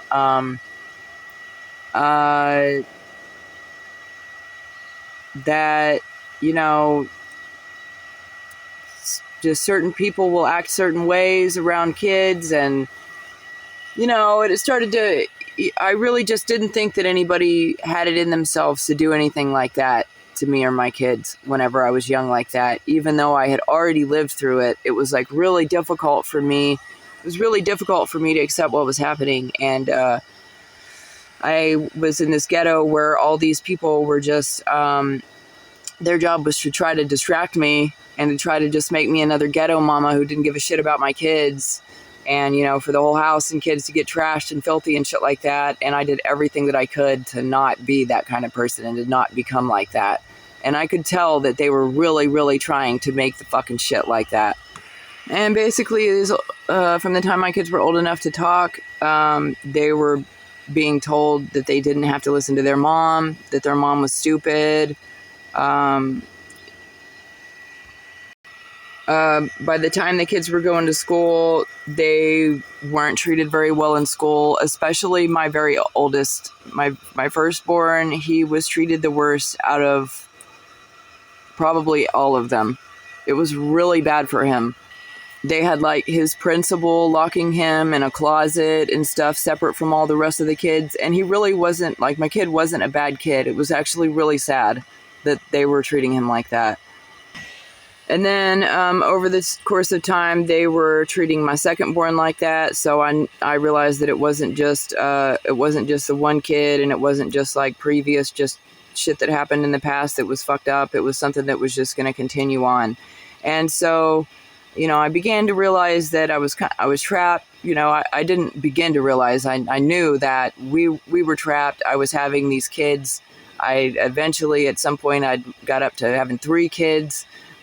We were constantly surrounded by and going through so much, and people constantly setting us up for, all these different failures and all these different horrific, tragic, and traumatizing events, and trying to separate us. And it was just all hell, you guys.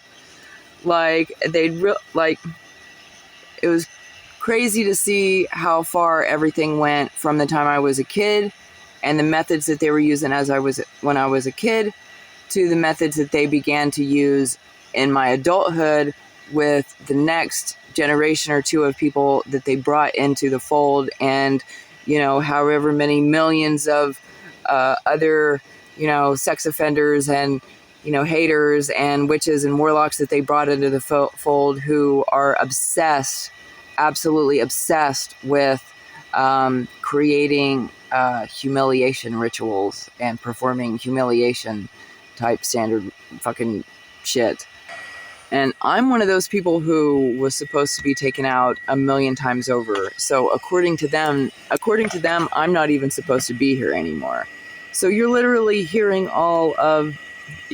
testimony of a lifetime of being trafficked and exploited from somebody who, they've tried to take my life dozens and dozens of times.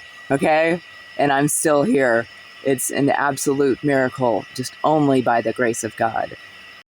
So you're kind of getting a scoop that most people aren't going to get. A lot of the people who are put through this kind of thing are taken out. They're not able to let people know.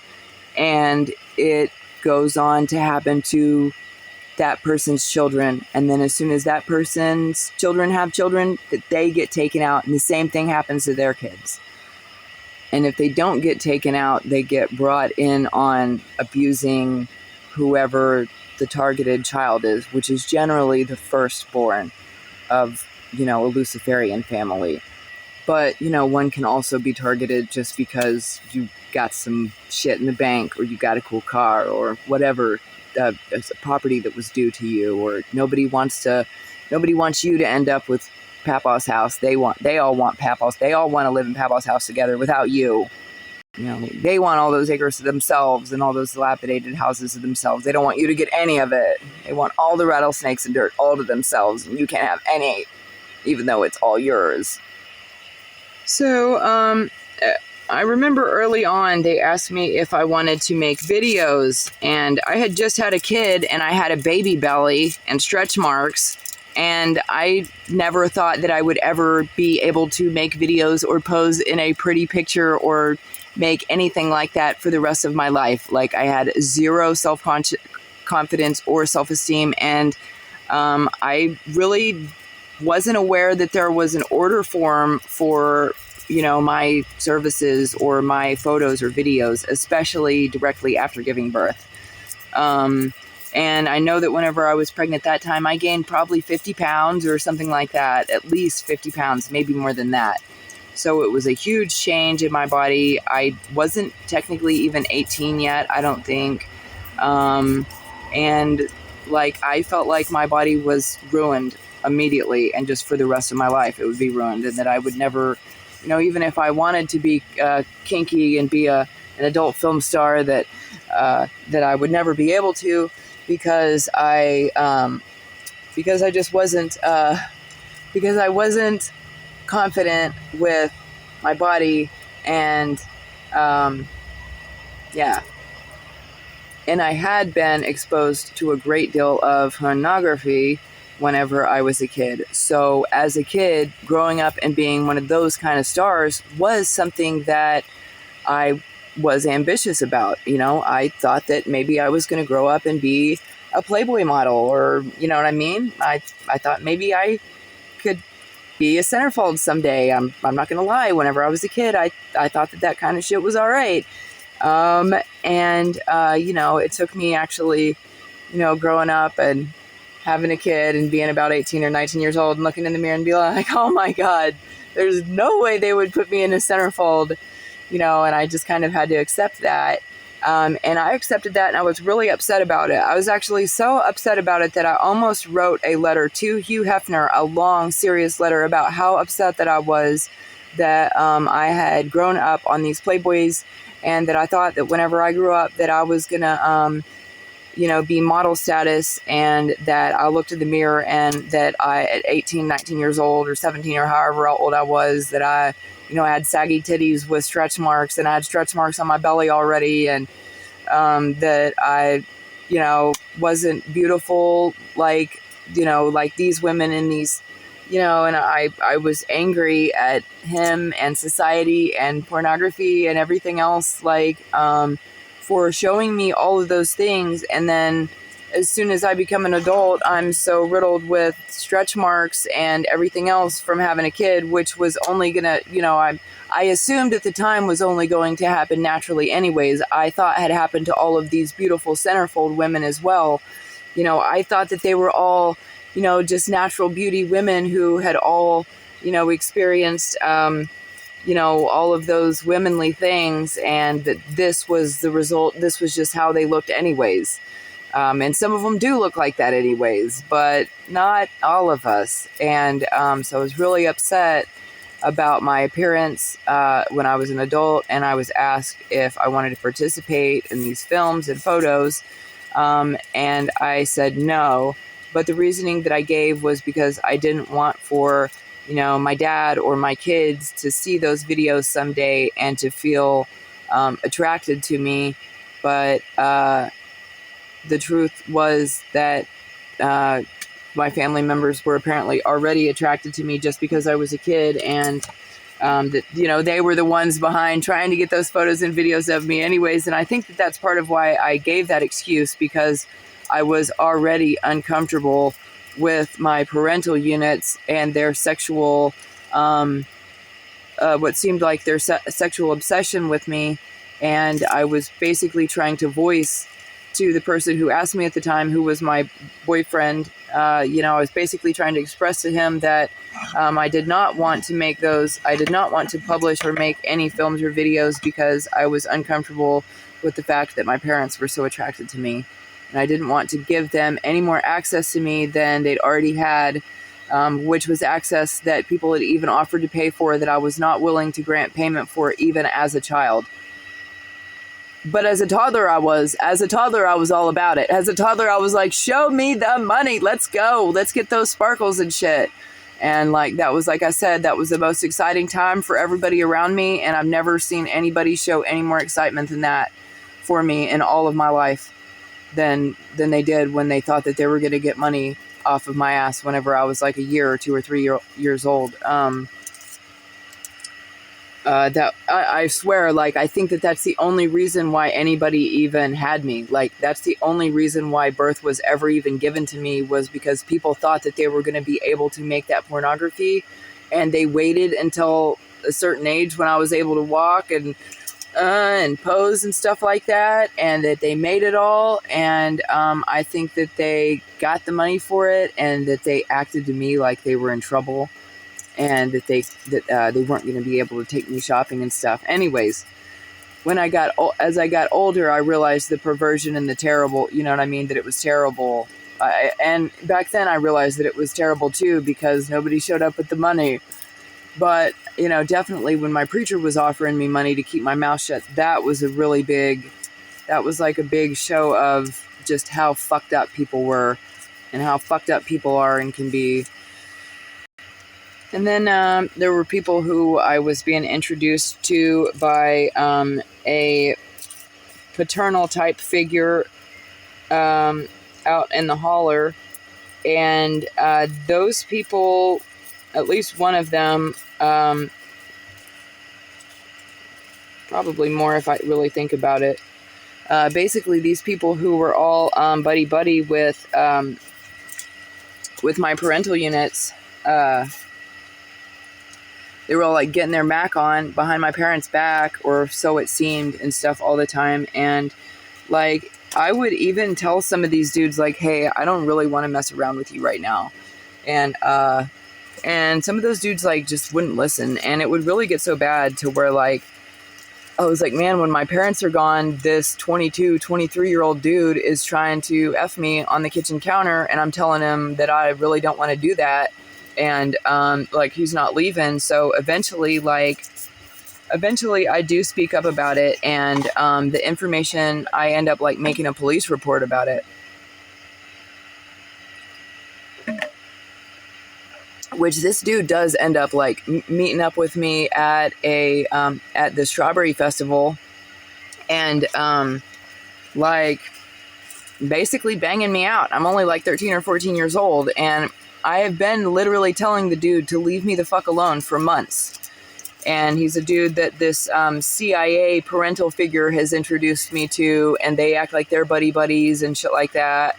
And I'm not sure why somebody that age is best friends with somebody who's that age who was in the military and the fucking CIA and shit like that, and why you're letting him hang out all the time with this teenage girl who he's like banging up on every time you guys leave the house or whatever, which is kind of a lot all of a sudden now that he's here, ironically. Anyways, they would just set me up with these different dudes, and like, there's no one to tell other than my parents. And my parents literally set me up to be SA'd on my mom's birthday during the festival in an abandoned house. And then my mom's like, oh, you're such a little whore. How could you do that on my birthday? And they're like, oh, we can't believe that guy's been messing with you.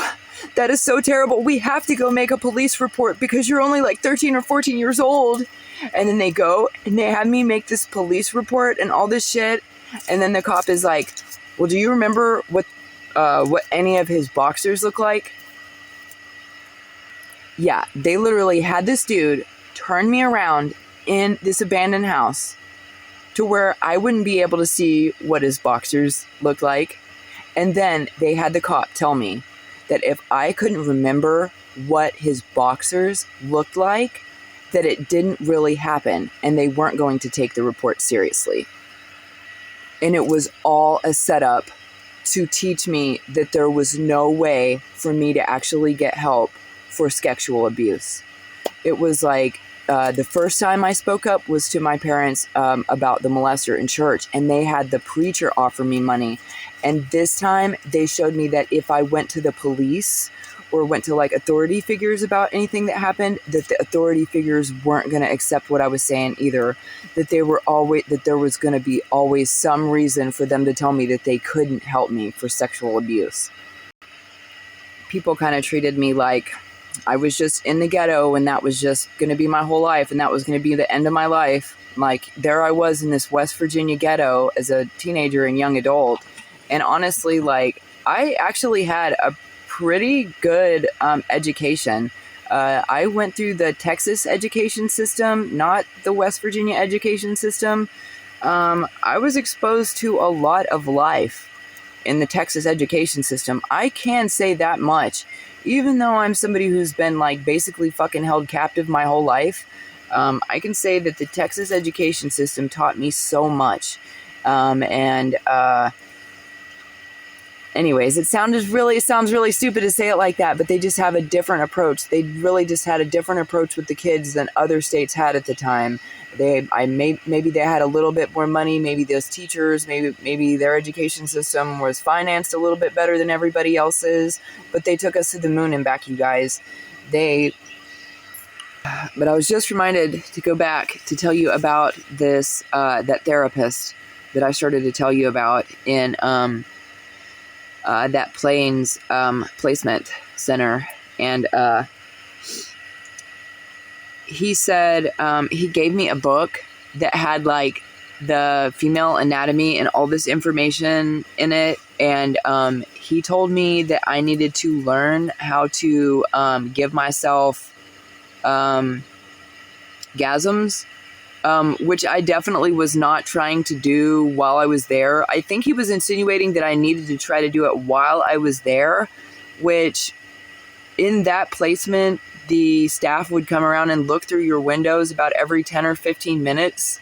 So it would have been weird to do there. They also had audio in there where they could hear everything that you were doing. Like if you, oh, there's cotton in the air.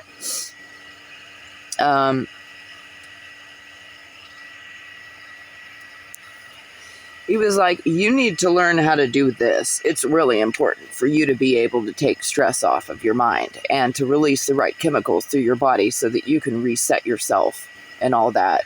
He was like, so here you go. You take this book and you can practice that and you can let me know how that goes. That was the therapist person in the youth center of the High Plains when they had me locked up in there. Because they were constantly trying to get me locked up. It was constantly, one reason or another, anything they could do to put me in some kind of institution of any kind. God, they were constantly doing it. Literally, they were putting me in these little fucking centers and all these places like so often that I started to like them. I was like, shit, when I'm here, I get a 32-ounce Coke all day long. I get fed better than I did at home. People actually pay attention to me. I get clean sheets every day. The shower's all nice and clean. I was like, shit, I don't even need to go back home. I was like, I don't want to leave from here. They were like, yeah, your 2-week stay is up now. You really have to go back with your parents. And I'd be like, I really don't want to go back with my parents. And my parents would be like, fucking bitch. You know what I mean? There's Coke at the house, bitch. They didn't really say it like that, but you know. So like, yeah, well, this therapist in this youth center could have been like getting information about my abuse to charge my parents so that my little brothers and sisters could be taken out of that abusive household. He was instead giving me books on female anatomy and orgasms and asking me if I wanted to get it on the floor. And then he was like, you know, you're like the 4th most abused kid to ever come through here. And I was like, okay. And yeah, so they taught me really early on that there was no way to get help, that there was no one to ask for help, that the authorities were all involved with and working for and covering for all of the pedophiles and sex offenders. But still yet, as my kids started to get older and I started to worry about them, I did begin to try to speak up and to try to get help. And that was when the attacks got worse. And I was afraid and sure that the attacks would get worse.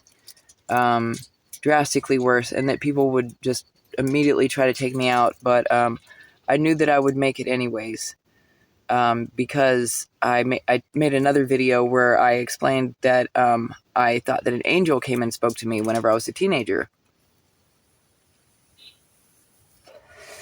And that angel gave me instructions on what God wanted me to do in the future. And because I wasn't able to fulfill those instructions yet, or because I haven't been able to fulfill those instructions yet, I know that I'm not going to pass away yet.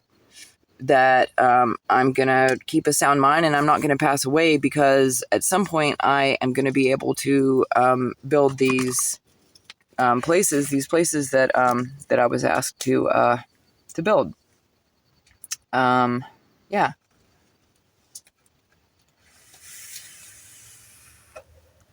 All right, so also these people, when I was young, they taught me to host, is what I'm going to call it, which is now something that I recognize as being part of like a human trafficking.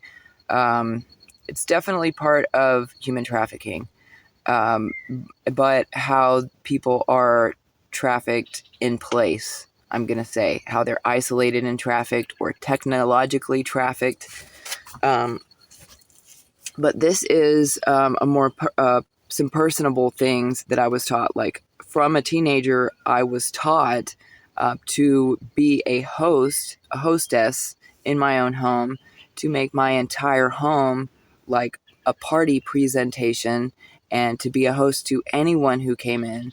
And I had one of my parental units specifically tell me, and I remember this all the time, they said, make sure that when you first see people, that you act like you're really, really excited to see them, no matter who they are.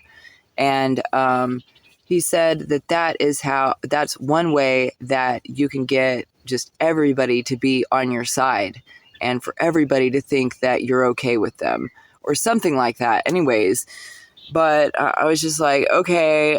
So every time that I saw people, I would act really excited to see them, whether I was excited to see them or not, whether I cared to see them or not. And the way that my mother had taught me, you know, my whole house was available to anyone who needed it, basically. And I was this hostess and I was this entertainer, not all up on a pole or anything, but I was there at everyone's beck and call.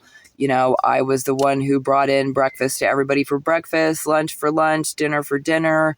I, you know, would give everyone a place to sleep and a towel for the shower, and sure, you can use my whatever. And, you know, and I was a very giving and charitable person who was willing to entertain basically anyone. And that was how I was taught. And over the course of time, I've had to recognize that, like, I was being, like, sex trafficked my whole life, and that my parents, like, or my family and all these other people were exploiting me, and that it's been going on my whole life, whether I knew it or not, whether there were cameras in front of me where I could see them or not, that the money has been made off of me my whole life. You know, I had to accept that I was really being held hostage with my kids, and that other people, that the people that were watching and the people that were in control of things, it was almost like we'd all been bought already and no one cared about us at all. It was very, very hard. And I spent every single day of that, whether it looked like it or not. I spent every day of that praying to God, just like I did when they would throw me in the closet and tell me to pray to God, because it's the same situation and it's the same circumstance. I'm still waiting for God or someone to figure out what's going on and rescue me from this situation, because it's really that bad, and I have been waiting for a long time.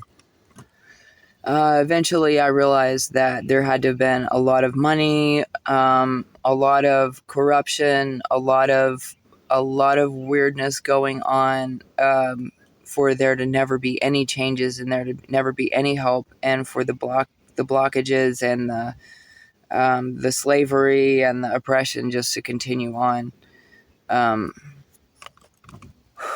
It's like 100 degrees right now. But anyways, things would happen. You know, my kids, you know, they got a little older too, and they began to notice things and experience things, and they began to get scared, and they were being traumatized too by it all. It's been a really fucked up state of affairs, you guys, for quite a long time. I will tell you that there was one point that I woke up after falling asleep next to my daughter.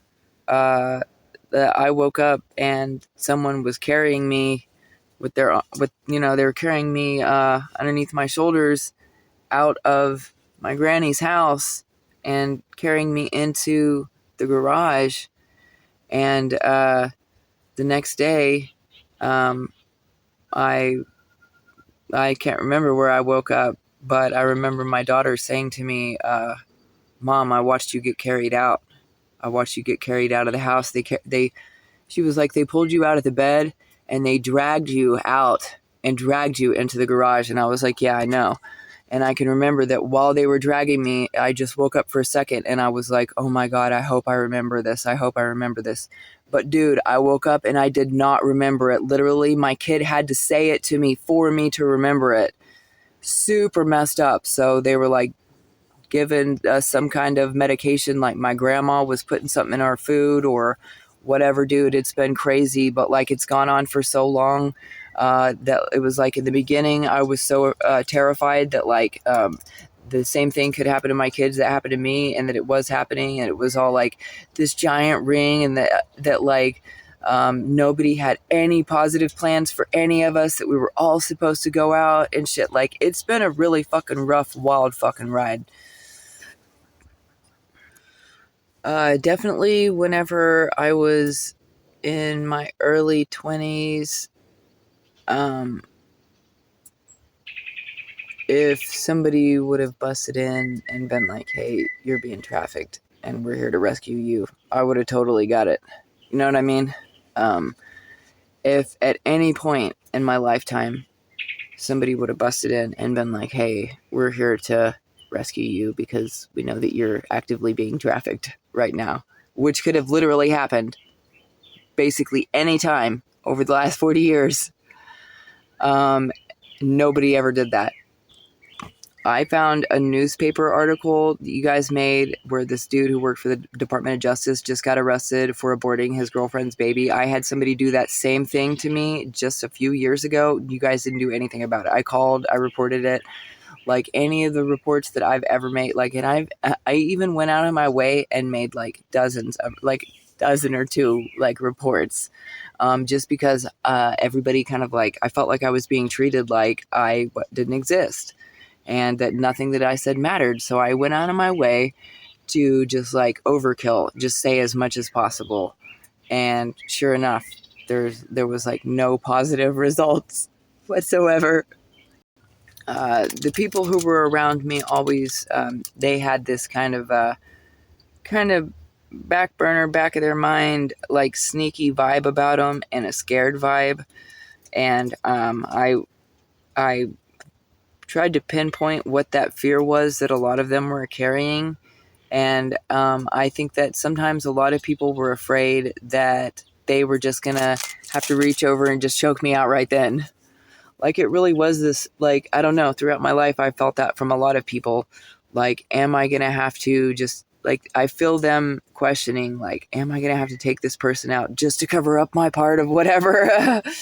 I've gone through that a lot with everyone. And because I have been the target of a MDK campaign for so long, pretty much everyone that I've ever been around my entire life have been people who want me to be taken out, and they're waiting for me to go out.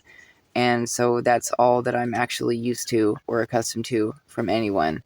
So I don't try to like make friends with anyone.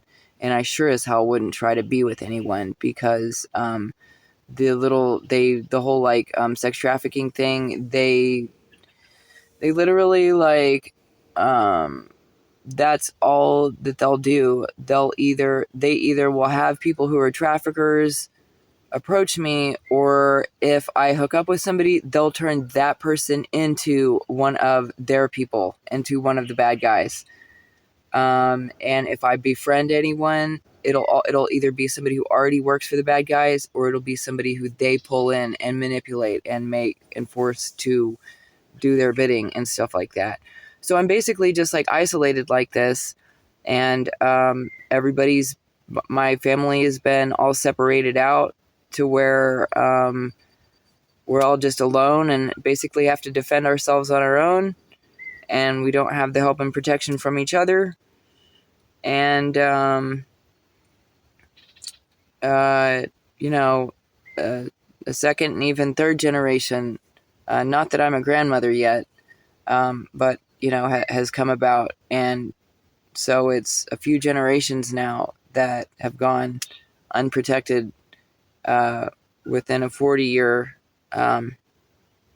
time span, because I do consider a child that I had, 15, 20 years after my first child, being a whole other generation, kind of.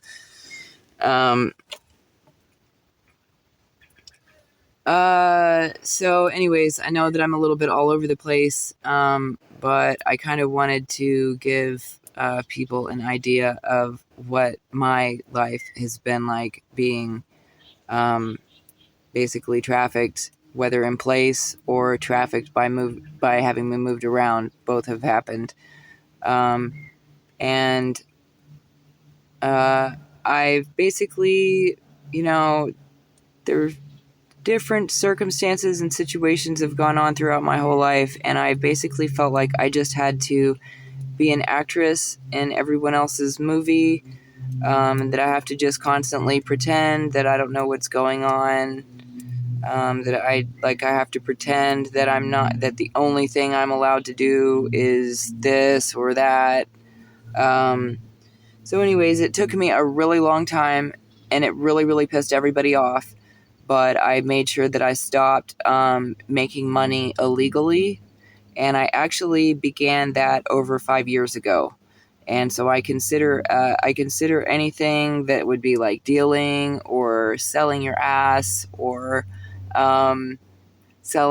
moving guns or anything illegal. Anything illegal is technically, even if I go take a grate and go recycle it, you know what I mean? It's like, it's ill-gotten gain. Anything that would technically be an illegal act or immoral is technically ill-gotten, and we don't want to have. Basically, because I couldn't do anything other than change myself spiritually, develop spiritually. That's the only thing that I could do as somebody that was really, really poor and isolated and kept alone. I was able to do that much. And so I became overly spiritually developed as opposed to everyone else who is maybe a little bit more carnally developed than I am.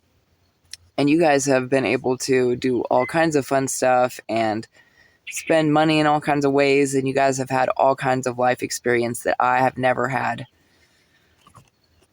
There was such a struggle over what people wanted me to do to gain financially that people watched how much I made no matter what I did. And if I made more than usual, they would, like I said, they would take it, or they would have somebody steal it. And they would basically there would be whatever cut out for me to do, like whatever lifestyle or whatever. I felt like that they chose who they wanted me to be, and that they made sure that I wasn't able to do anything other than that. But then they set me up to get hurt a few times really, really bad. And one time it was so fucking bad, and they made sure that I lost my apartment, even though they didn't need to evict me like that. They made sure that I lost my apartment. They made sure I lost my car. They made sure I lost my kids. They made sure I lost everything practically overnight. And they made sure that I got SA'd, like apparently pretty badly. And apparently they filmed it, and there was supposed to be like 5 people or whatever. And they set that all up like while I was in the ghetto, like, and I was like completely no, I had my brother living there actually, but like they had set all this different stuff up, and then after they set that up, they set me up to get hurt really bad, and I guess that was supposed to kill me, and I didn't die from it. But basically, after they did that to me, I wasn't really interested in partying anymore. I wasn't interested in I would never be interested in prostitution. I would never be interested in anything like that, which I wasn't already in, but like after that, I made sure that I made sure that I didn't, I wasn't like selling stuff anymore. Or like, even though people wanted to, and they really threw fits, and they'd thrown fits before, and I'd gone through like these like strikes before where I was like letting people know, like, I don't want to do this anymore, and they're like practically forcing me to anyways. And like, I was like, this is not what I want. I want a home. I have kids. I want to raise my kids and stuff like that. And they were like, well, this is what you got to do. This shit ain't going to sell itself. You know what I mean? Like, it was fucked up. And I knew that it was people who worked with like these government agencies and shit like that who were involved with it. So it was like really, really difficult for me. It's like, am I supposed to pretend that I don't know? Or am I supposed to, it doesn't matter if I pretend that I know or not, because But at the same time, it was like, if I pretend that I know too much, then these people are going to get scared and freaked out and they might try to hurt me, which is what kept happening. Every time that I would like be like, I know what the fuck's going on here, it would be like, blam, people would do something to like take my whole life out, like trying to, like they would try to blow my car up and all of a sudden I would be evicted and end up in jail and just weird stuff. Like they're able to make a lot of weird, abrupt, terrible things happen all of a sudden. And when you're a young single mom and there's no one else available to take care of your children other than sickos who raised you and did terrible things to you and who have been taught to do terrible things to children and to exploit children and exploit you, and they've all exploited all of you and made millions off of you for years now, and those are the only people for your kids to go to, then it does make life absolutely terrifying, which is what they've done in this situation. Anyways, what I'm talking about is actually, maybe I should have said this to begin with. It's kind of for a court issue, for maybe even more than one court issue, because there is a lot of pressure and concern for me to pretend that I didn't really go through anything as a kid, and then I've heard a lot of, especially from one or two people saying that I have just changed so much and all this, and that I had a come to Jesus moment and all this shit, and that they watched me change. And it's like, no, you guys didn't watch me change. You guys watched me stop acting like you. Literally, like, you put me in a situation where the only thing was for me to do was to act like you. And if I didn't act like you, I would get hurt really fucking bad. And my life was in fucking danger. And my children's lives were in fucking danger. And then finally I got fed up and I was not going to fucking act like, I wasn't going to pretend. I wasn't going to act like you guys. I wasn't going to play around. You guys weren't going to get me to fuck around or play around anymore because y'all thought that it would be okay to sneak in my apartment, to sneak around me while my kids and I slept. And you guys were doing that shit for fucking years. Yeah, they had keys to my apartment and they were letting my siblings have apartments all around me, next to me, above me, and they were sending all kinds of fucking people into my house. And now I'm in the situation where these people are trying to blame my siblings for what happened. And honestly, my parents and the older generation are also to blame because they're the ones who taught my siblings how to do the same thing that they were doing to me when I was a little girl. Okay, so you're not going to be able to just blame my siblings for everything you taught them to do. They're not going to be the big bad monsters that you wish they were. You guys are the monsters. You taught that generation to be monsters too, but you guys are the ones responsible, not my sibling generation. The generation before that, and maybe even the generation before that, are responsible for the shit as well. Yeah, so as a kid who was locked into closets naked and told to pray to God to be rescued, I really honestly have been praying to God to be rescued this entire fucking time while everyone cackles and tee-hees in the background. The money that has been held out from me, it has not been for good reason. These people could have actually, instead of forcing me to live in this weird ghetto lifestyle situation where I'm just going to be, you know, poisoned and shot at with shit and tested and treated like shit and had all kinds of psychological abuse fucking done against me and people coming into my apartment and making my children and I unsafe on a regular basis. Instead of doing that and instead of making us live through that, what should have happened was we should have had access to the money that was due to us. But instead, other people had access to that money, and they used the access that they had to that money to make my children's and my life a complete nightmare. So nobody's going to really be able to say, and they did that from the time I was born, okay?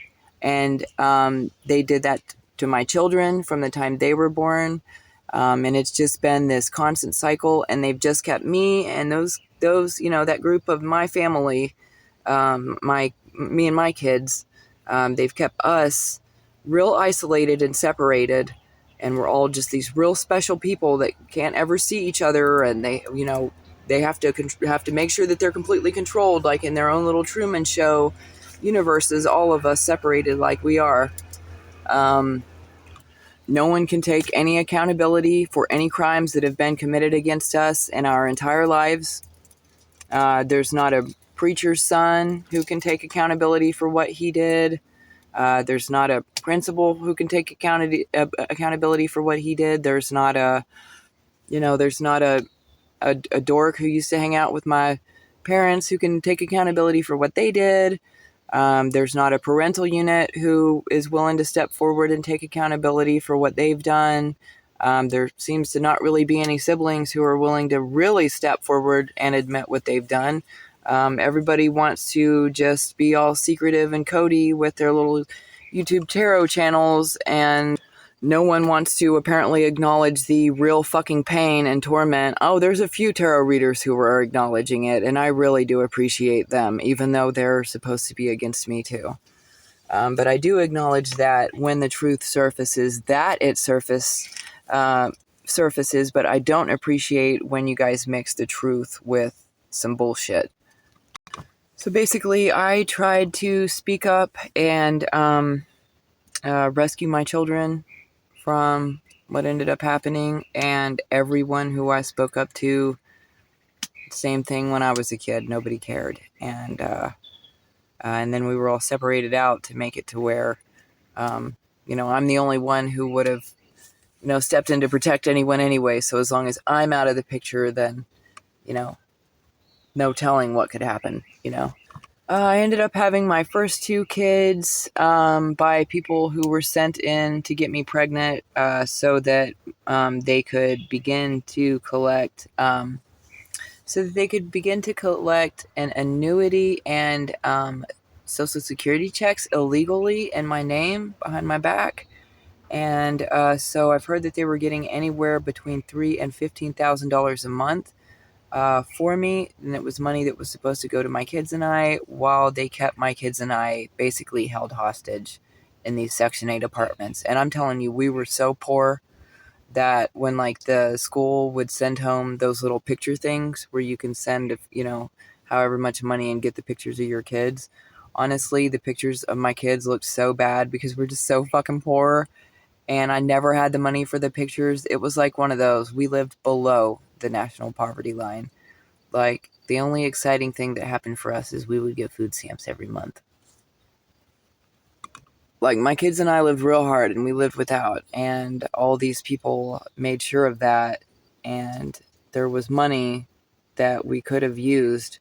And now 2 of my kids are adults. And somebody's trying to tell me, how are you going to tell me that I couldn't have been responsible for the money? I've got 2 kids who grew up in complete and total poverty, worse poverty than most people in the entire nation. There's people in other countries who are doing better than we did. And that was all quite deliberate. That was all quite deliberate. And that was all that weight was supposed to be on me. And, it's really sad. Yeah, those kids are fucking adults now. And they had to go their whole lives without the help. A mom had to go her kids' entire lives, even up until they were adults, even after they were adults, before anyone bothered to give her anything that belonged to her. And nobody's bothered to do that yet. I'm pretty sure that I have a birthday in a few days, because I'm pretty sure that is my birthday. It's just maybe not the right year.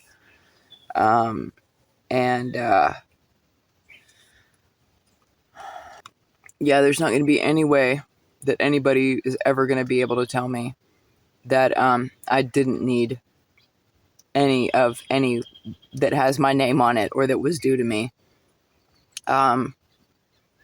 It would be one thing just to grow up poor, but to be isolated, oppressed, poor, people are committing medical martial law against you. You can't even go to the fucking doctor and get help. We lived fucking hard, you guys. People don't fucking know. No one gave a fuck about our concerns. We're, fifth world people, just the poorest, just completely treated like nothing this whole fucking time.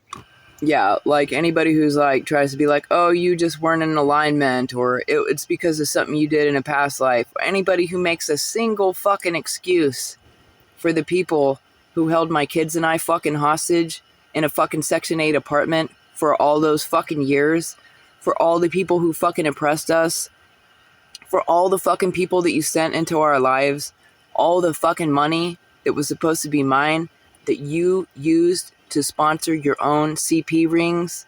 Like, it's bad. It's real bad. Definitely no money needed to be held out for me at any time, because the only thing that you guys used the money for was to sponsor death and exploitation for real. And it's been bad. It's been bad. And the same people who have held me like this, they have life insurance policies out on me. I heard that they filled one already, and that they have me dead in one state already. And that they have other life insurance policies. They're trying to fill those ones too. And the government would totally fucking let them do it. Because in part, they're kind of the ones doing it too. Yeah, I spent like 2 years screaming and crying about what was going on Facebook. I've tried to talk to several different lawyers. My phone is like every different phone that I get ends up being hacked. Any kind of legal assistance that I try to contact, or any kind of legal advice that I try to get, legal help that I try to get, is always blocked. If I'm on my way to like a legal aid place or to anywhere, it's like people already know. And as soon as I get there, that person just walks out to me and they're like, we can't help you. They just all tell me outright. They're like, we can't help you. They all know that they can't help me. Like, they've all just been told before I even show up to tell me that they can't help me. And like, I realized that my family was trying to take my kids. And I knew that it was probably some shit to do with like inheritances or money or whatever. But like, I know how bad my family is, and like just how ruthless and cruel and psychologically abusive, and that they'll do stuff to my kids while they're sleeping, and they'll make videos of it and all that stuff. So I went to the police in Amarillo and I was like, hey, my family, this and this and this, and I'm really worried about it because I'm afraid that they're going to try to take my kid. And basically no one's done anything, and they've been allowed to continue to traffic me, only using whoever they want all over the nation. Basically, it's not just my family. There's a lot of people involved, and there's a lot, there's people in the acronyms and the military and different shit like that are all involved. But they really have let my family really have their way with me, which is some sick shit. It's some weird shit. It's some really weird control, abuse, incesty shit, domestic shit. And honestly, at this point, anything that the government or military might do to me also feels like domestic shit. Because apparently I had one of their babies and they get like weird obsessed with me or something like that. Because anyways, it's a really long story. But yeah, I can't believe that I've been able to talk to you for over 2 hours like this. Yeah, like a family court judge had to tell me that one of my kids' dad wasn't really the dad that everybody said that he was. And apparently he was paid, and the hospital was paid, and family court was paid. All these lawyers and CPS workers and family court attorneys and guardian ad litems and everybody in 2 different states have been paid to withhold the name of my son's father from me. They don't tell me who he is. They won't tell me what his name is. They've been trying to withhold it this entire time while they're part of a sex trafficking ring to have me trafficked out here. I basically stopped sleeping with people. I make sure that I don't use any hard drugs. I don't drink. I don't let people sleep around. I don't sleep around people as much as I can help it. I stay away from people. I don't let people come to my campsite or into my hotel rooms. I don't. I have tried to stay with people in their hotel rooms, and it's all setups. They all try to get me to sleep with them or lay with them. They're all recording everything. It's all a setup every single time. So almost every dude that they have me hang out with, they're all trying to set me up for prostitution somehow. Or they try to set me up to make me look like I'm crazy or whatever. There's just a number of different things that go on. But I stopped sleeping with people. So I haven't been with anybody for over a year. I stopped dating people years ago. Like I said, I don't get messed up. I drank 1 glass of wine, I think. And it felt like it was too much. It made me feel like I needed to smoke cigarettes, and I was like, oh my God, I can't do this. And I just haven't drank anything since then. I smoke pot, obviously. And I've quit nicotine. I started trying to eat healthier. I started trying to really take care of my body and my health. That's all really important to me. I wish that I had been given like that as a lifestyle option and choice when I was younger, because like as I've been alone out here and like wandered around by myself and like I don't have anyone else to take care of. I just got me.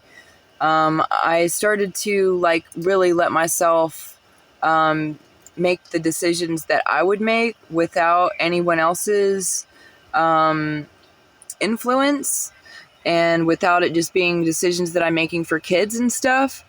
And so like I go in the store and I pick out things for myself that I like, and it ends up being like healthy stuff, like I feel like I wasn't encouraged enough or didn't have the option to, like, it was almost like I was taught not to care about myself and not to care about my health. And anytime that I would try to do things that were healthy or intelligent or care about my health or care about my future, that the people around me, including my family, that they would be really discouraging, or that they would give me the wrong advice, and that they were constantly like, I feel like that my family and the communities that I was in, that they were constantly putting me in really fucked up situations.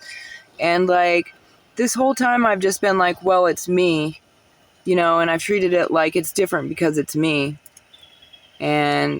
But when I look over and I see you guys doing that to other 18 and 19 and 17-year-olds and 14-year-olds and 16-year-olds and 23-year-olds, it doesn't feel like it's okay.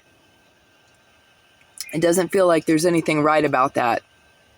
It doesn't seem okay. So I don't understand why it was okay for you guys to do all those things to me, that it's been okay for you guys to do it to me at every age, and no one ever accept responsibility or acknowledge what they've done, and everyone just continue this fucking crazy cycle and campaign of abuse and violence and SA and child trafficking and pornography. And I haven't even seen the pornography that they've made of us.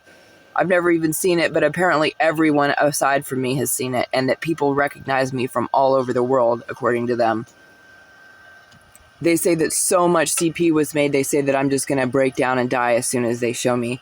They say that they're going to have to show me all of the videos and pictures that they made of us. They say that it's pictures and videos that they made of us our whole lives. If you think that that anybody could go through anything like this and not pray to God, even at an early age, and be waiting for there to be some kind of rescue and some kind of relief, even from an early age, like, you got to be a little bit, like, you might not be thinking straight. Like, you might not be, like, I guess there are people who go through this and they don't ever pray to God. But I was somebody who, as a kid, like I said, they said, you better start praying to God. And that was really all I had. So that was what I've done. That's what I've done. So whenever I hear people say, oh, this person changed and they went to Jesus and they changed their ways. No, I did not. I always cared about God, and I was always interested in all of that, and I was always in prayer, and I was always talking to God, even through all of the crazy shit you guys put me through. I was just waiting for a way out, or waiting to figure out a way to escape the entire time. I really did play along with everybody's shit and play this role that I was supposed to, and I catch myself playing that role all the time. Like, I come into my tent and like I see that it could be like way spiffed up, and I think of myself as like entertaining people, and then I have to catch myself and be like, I'm not entertaining anyone. I'm not entertaining anyone. Like, I see people that I know and I get a big smile on my face and I act like I'm excited to see them when I'm not. Just because that's what I was taught to do. I was taught to entertain all of you and to act really excitable and really enthusiastic and to be this bright and sunshiny, you know, just burst of life, just this explosion of life and something that people can get excited by, this muse. And I was taught to be that, but that is wrong. I am not here to entertain you. I am not the entertainment committee. It is not my job to host your party.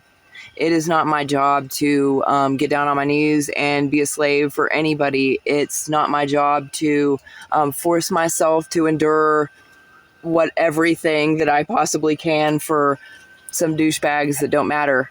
You know what I mean? It's not my job to entertain you. It's not my job to make sure that the inside of my house or my yard is nice or the inside of my car is nice just in case a potential partner or someone that I'm a friend or someone that I need to entertain might get into it or whatever. Like, it's not my job to entertain you. I don't care what anyone thinks about the inside of my tent or the inside of my hotel room or the inside of my backpack or the inside of my bank account or the inside of my yeehaw, because it's nobody's fucking business. And it's not my job to entertain anyone. And that has taken me a long time. Like, that's taken me a long time to grasp a hold of, that the information that I was given on how to be a woman, on how to be a mother, on how to be liked, on how to be accepted, that was all information that was to train me to be sex trafficked and to be exploited and to just be a nothing and a nobody, and to just be used and abused my whole life and just discarded and thrown away so that the same thing can happen to my children. And so that the same thing can happen to all the kids in the ghetto and everybody in my whole hood and everybody on the island and everybody in the whole town and everybody in the whole state, everybody in the whole country. Like, fuck no. You know, like, we got to make it stop. Everybody at this point is already a victim.